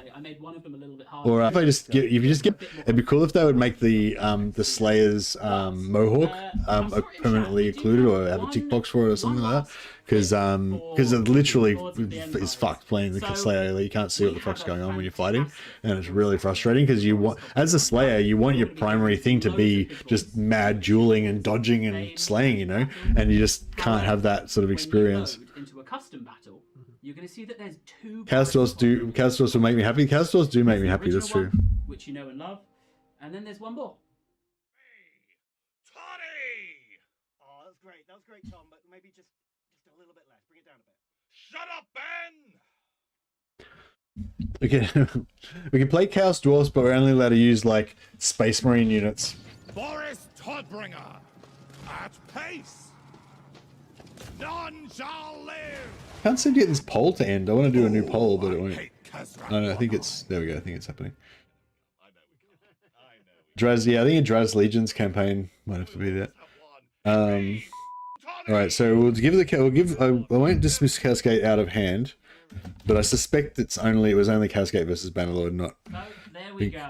That has been one of the hardest secrets to keep, but it is exciting, and they'll also, I think we've heard recently that there'll be about 2/3 of the ad-libbed lines that Angori Tom gave in the recording studio, and he gave a lot. Okay. About 2/3 of them will make Last second and final poll. Would you rather play? Would you rather just about sneak in? So look forward to that, and that will be part. Would you rather Chaos Gate or a 40k themed Warhammer 3 campaign? More in May on the Tiger Warriors. That's why it says more in May. What other 40k themed campaigns could we play apart from Chaos Dwarfs? I feel like Chaos Dwarfs are the best 40k theme. I guess Elspeth because of the guns. I feel like it's pretty much just out of Elspeth or Chaos Dwarfs, really. Welcome, and you've perfectly sat in the positions that I prepared for. Seamless, absolutely seamless. So people haven't seen you guys in a while. So Dave, we last streamed together 7 years ago. It was a while. And Kev, we did do Rome one. Yeah. So welcome to the stream. Thank you. Show and tell. It's warm in here. It is very warm. It's crazy. I don't know how rich but yeah, I was thinking like I could play like Chaos Dwarfs with like just all like gun units and stuff. Rich and Sean. Zeech is kind of lasers. Yeah, actually Zeech. Zeech, I mean, Warriors of Chaos are kind of 40k themed, but you're like Chaos Space Marines. So basically, I look after. Kislev has guns. Yeah, Kislev are very Imperial Guard, aren't they? Kislev Imperial Guard. Yeah, Valhalla and Ice Warriors. Kislev are basically just Valhalla and Ice Warriors. So we could play Kislev and just pretend that we're Valhalla and Ice Warriors. That would work pretty well. Dream. Very, very orc-oriented is how I describe myself. We don't have to talk about interests or anything. No. Okay, all right, okay, thank God. It's orcs. I'll just call the stream like Valhalla and Ice Guard, but just clearly have the screenshot as like just Chaos Space Marines, but only melee Chaos Space Marines. Yeah, exactly. Only melee Chaos Space Marines. 26 years making Total War games. You were the man who did the spin in the December video, right? That's right. Yeah. Yeah, I am keen to play Chaos Gate, but I always get to, because the new missions are super hard with since the latest DLC. I always get to that part where you start to encounter those missions, and then my campaign gets derailed. We're cooking, we're busy away. Yeah, there's a lot of passion. So I'm a little bit like fire, I think, afraid. To get something really, really awesome. Boris says Lehman Russ, yeah. So I think Castelton, yeah, I feel like Castelton purging heretics. I feel like Castelton is the most Imperial Guard out of all of the battlefields, as far as I'm concerned, out of all of the Kislev units. Making great progress. Mm-hmm. And it's doing good. So today we will be showing off one of the spoilers, I guess, but one of the planets. But yeah, as I said, I do the polls to kind of give the people who don't really like to type stuff a way of communicating with me, but I do pay a lot of attention to the comments. Like if you make a persuasive comment like Boris as Lehman Russ, you know what I mean? Like that definitely wins me over. It's probably like more impactful than just casting a vote. It's just simply casting a vote. But I do pay attention to the vote as well. We want to go visually with the planets. Castelton is the ecclesiarchy, Cathay is the planetary governor, and Boris is the space marines. Yeah, that sounds about right. What we're seeing on those is mostly the background artwork. So on top of that, there's a layer of there's the shroud and the region borders and all this kind of and the user interface, etc., etc. Seems like Chaos Gate's still holding its own. How many votes we got? Oh, we've only got 9 votes though. I feel like 9 votes is not very. Yeah, I think we're gonna need to let it stew a bit more. We've got 80 people in stream now, so I feel like we can't have to get a few more votes.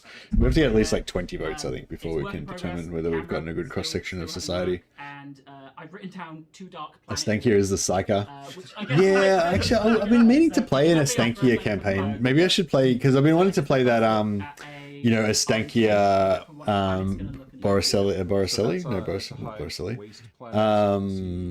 Hive cities there. We've got Vasily Boyar. Sickly, you don't really want to go campaign. Basically, the concept is that like you're playing as what's her name, Astankia, but like the main play character is Mercilli, who's a boyar, who's like Astankia's mouthpiece. Like she needs to use him as her kind of pawn to represent her with like the Ice Court and stuff, because obviously she doesn't play well with the Ice Court and everything. And so yeah, so I can sort of like role play as Mercilli Boyar, the Slav Chad, and still have the kind of all the Astankia kind of I don't know things, but it's not very 40k themed though, I guess. So we see the hive cities on it. So I'm just gonna go to the bathroom. Come back in a sec. A spectrum of world types present, right? And obviously hives classically. They've got those hive cities on them, and then the waste that they produce causes a bit of a problem for the rest of the planet, right? But then also we are going to be looking at like frontiers and civilized worlds, etc., which are also sort of mainstay planet types that are within the galaxy. So yeah, there's all sorts of different planets with different purpose that the Imperium has constructed. Sometimes lost. Often lost. Sometimes forgotten. Sometimes forgotten. It takes a long time for that bureaucracy train to work. But yeah, so representing all of that is the goal here. And just for everybody watching the stream, Dave is a designer. I'm an artist. You'll see me like talking about art nonstop, and that's my obsession. So the question I have then that will maybe hit both of you in a different. Is you're seeing 27 votes? I'm only seeing 9 votes on mine. Capture a whole planet. Yeah. So. Mine says 9 votes. It says 59 votes and basically 5 for Chaos Gate and 4 for Warhammer themed campaign. We're making a planet. Maybe we need to like.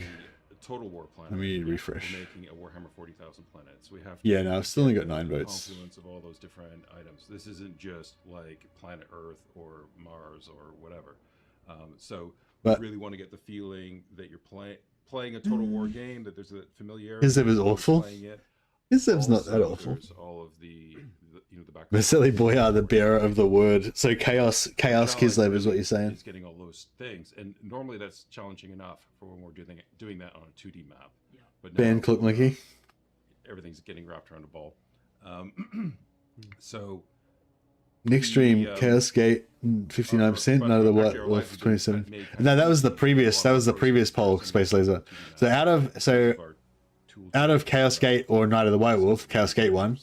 But now we're doing Chaos Gate versus Warhammer, and they're neck and neck at the moment with 5 votes each. So Yeah. Sorry, different poll I'm talking about. So I'll ask effectively the same question to you. So yeah, I suspect Warhammer is going to win eventually if a few more people vote. So you're going to be fighting. I'm still open to the Chaos Gate idea. Basically on these continents. I don't need to know which way we're going to go so I can make a thumbnail though. Region or a key location within that, and across those conflicts, you're going to be encountering all sorts of different scale of civilization and what's the word, like density of the maps, etc. So it gives a really cool opportunity for you to sort of encounter like more desolate, wastelandy places, like you can imagine when you end up fighting on the perimeters of these hives. You're going to have like these. What's Is there any screenshots in here? Some bits. Planets. There's nothing really like particularly. So you run through various settings in the game. Maybe I need to take more control over the behaviors they want to see from the AI. I think a lot of people. What was the previous 40K showcase? Questions about AI. It's not hard enough. Yeah. And they don't want us to just like, oh yeah, the announced trailer. Yeah. They want it to feel smart. They want it to feel smart. So, hopefully in the future we'll be able to implement more clever things like that. Yeah, we did speak about in the Warhammer 3 section an update that will be coming in 8.1, which is a way of priorities changing. So Right. that kind of stuff. I'll do this when it's layered on. I should have started with this question because it's super relevant to the actual stream we just did. Trying to which is, does working on multiple projects reduce focus? Why don't we just have everyone in the building working on the same thing? Get a new stream. It doesn't reduce. Well, that's a nuanced question. Yeah. So it reduces focus for me because I have to be everywhere at once. We do have people who are dedicated to various projects. Right, the way the games are made is that games are in various levels of production, and so you don't necessarily need the same people at the beginning as you do in the middle of production or near the end, and that we need to also move everyone. We also, so we have the ability to move people around. Maybe I need to make it smaller. I'm trying to make a thumbnail that has like Total War 40K in there. Then just to celebrate how pumped we are for that, but also has room for you may have places for no one nowhere room to for go. the actual campaign, which is going to be Chaos Dwarfs, so we have to find that balance or between something like that. We have the right number of employees in the building who can always be working and be productive and also not be wasteful, and also have enough projects going at once that we can kind of release game over game over game. It's the intent that we're trying to release a game every several years. That's the desire for the business. Of course, it has to be good.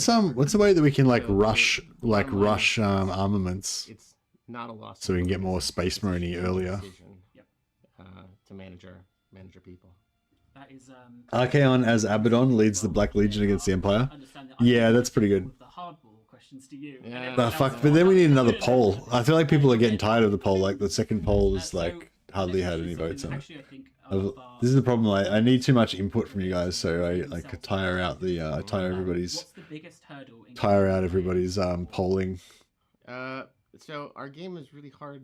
The strategy games in general, but our game is really hard to talk about. There's a tower seat that produces them, and another one that reduces the cost cap, both at tier 1. Like Call of Duty or something. Yeah, that's true. Conceptually, for people, it's easy. You just pick up a gun, you point. 40K took the lead with 1 vote. Yeah, I feel like 40K is going to win, so we may as well just get ready for it now. A lot of the joy that you get from 40K themed Warhammer campaign, that is. Is sort of the many hours you play, spend time like manipulating your game in order to appeal to the things that you're interested in, and getting people through that hurdle is a big step. So I mean, so what are we going to do? Like no hobgoblins. I mean, we've tried. I think no hobgoblins, no monstrous infantry, for Warhammer 3. no monstrous units. So, or maybe should we just get no hobgoblins? The secret, the sort of in the industry, the jargon for games is easy to play, hard to master. Yep. And we just don't have the easy to play part quite right. So we need to get that part better. Hobgoblins are the Imperial Guard. I do think there are many people who would love. Hobgoblins are the Imperial Guard. That is true. That they could more easily absorb it. But I think what we've looked at Skullcracker allowed. I want to be named one. Yeah, I think Skullcrackers are fine. They're like demon engines. Yeah. They even have red lasers. That's true. How can I get into the games industry? This is a question you get quite a lot. Yeah. Where's a good chaos? Where's a good Drazoth? find me on LinkedIn Picture. and ask me this question, and I always answer because I think it feels like some big secret. There are multiple ways to get into the industry. There's no clear-cut way. I'll give a few examples, but I'd say probably the most important aspect to trying to get in the industry, if you really want to be in the industry, must be a willingness to relocate. Because almost certainly where you live, there's not a game studio, almost certainly. And if you are brand new to the industry and you've never done anything that's relevant, you're probably not going to get a job that's remote. Because you don't have the skills, you don't have the thing that needs to be offered to a company to incur the fact that you're farther away. My recommendation for people is QA. QA is always a really great entry point to get in. I know lots of people who've gotten into QA who've had like master's degrees in psychology or mathematics or anything else. Obviously, if you can go, get training to do character art, programming or any of those things, those are obvious ways to get in. But if you're coming into it from We need a logo. nothing, and you want to get Nearly there. This is happening. Game designer, those sorts of things, QA really is the secret. And just getting QA job anywhere is better than nowhere. So like even if you're targeting like a really huge studio in order to get a job in your favorite game, just find somewhere that will give you a job. And then the last piece of advice, particularly for those that want to do game design, is get into the modding community. Like really So many people here just from the total modding. totally. I mean, my whole career. I mean, I've been in the business now for 20 years, and the vast majority of my designer colleagues have all come from modding of some flavor. Only bow hobgoblins. You get to learn how games are made. You get to. So it's essentially just playing like normal chaos dwarfs. Experiment and share it with people and see how people react. Because so much of game design is really trying to understand human behavior. But yeah, I mean, I think that's totally just playing normal total chaos dwarfs is pretty fun. Nothing wrong with you that. can spend time in your own free time learning that. When you do finally get a job and you get people who can mentor you, a lot of the language of understanding game development becomes much easier. But yeah, I do kind of like going like no flying mounts as well. I feel like it just makes it so much more kind of tactical, I guess, a little bit more. In the emails about where the game's moving, if we should be moving more towards a slower 4X game or a faster arcade game. Is there a franchise level view from you as to what our game's pacing is? Yeah, So internally, there's lots of internal debate about the franchise. Me and people on my direct team to define exactly what Total War is. That's not something I'm interested in doing because I want Total War to be what it needs to be for the thing that we're building. So I want to make sure that when we start a project like Med 3 or we start a project like 40,000, when we go into it, we're thinking about the basic structure and the way that Total War games are made. But I want the game to find itself. And so, if the game is better to be more arcadey and punchy and fast and zingy, then great. Or if the game is better to be slow and methodical, we got a new thoughtful and crunchy, then that's okay too. I don't want to define a defined. Yeah, that's our thumbnail. But that being said, I feel like I did a pretty good job. 40k themed Total War 40k themed Warhammer Fantasy campaign. Chaos Dwarfs. Look at those fuckers. They look like Space Marines. They're pretty awesome. I do think that 40,000 is very different from. But yeah, I mean, we could just go with no house rules, and I'll just make it my personal mission to build elite dwarfs, like as many as possible, as fast as possible. Proto Chaos Space Marines, exactly. There's a long-standing complaint that Total War is more fun early game than late game. What are the plans to tackle that? This comes back to the. He didn't really say what the plans to tackle it were. He just sort of talked about it in general sense. Didn't he? I think that's fine though. I mean, yeah, like I kind of waffled on for a bit about it for a while. I think it's a pretty interesting topic. And design intent and how we create fun experiences in all phases of the game. Anyway, all right, enough of that. All right, let's get some Total War going. Let's do it. I haven't played Draz for a while. kind of like I really liked taking like abandoning the start position and then taking over Ugath's starting area. That was pretty good.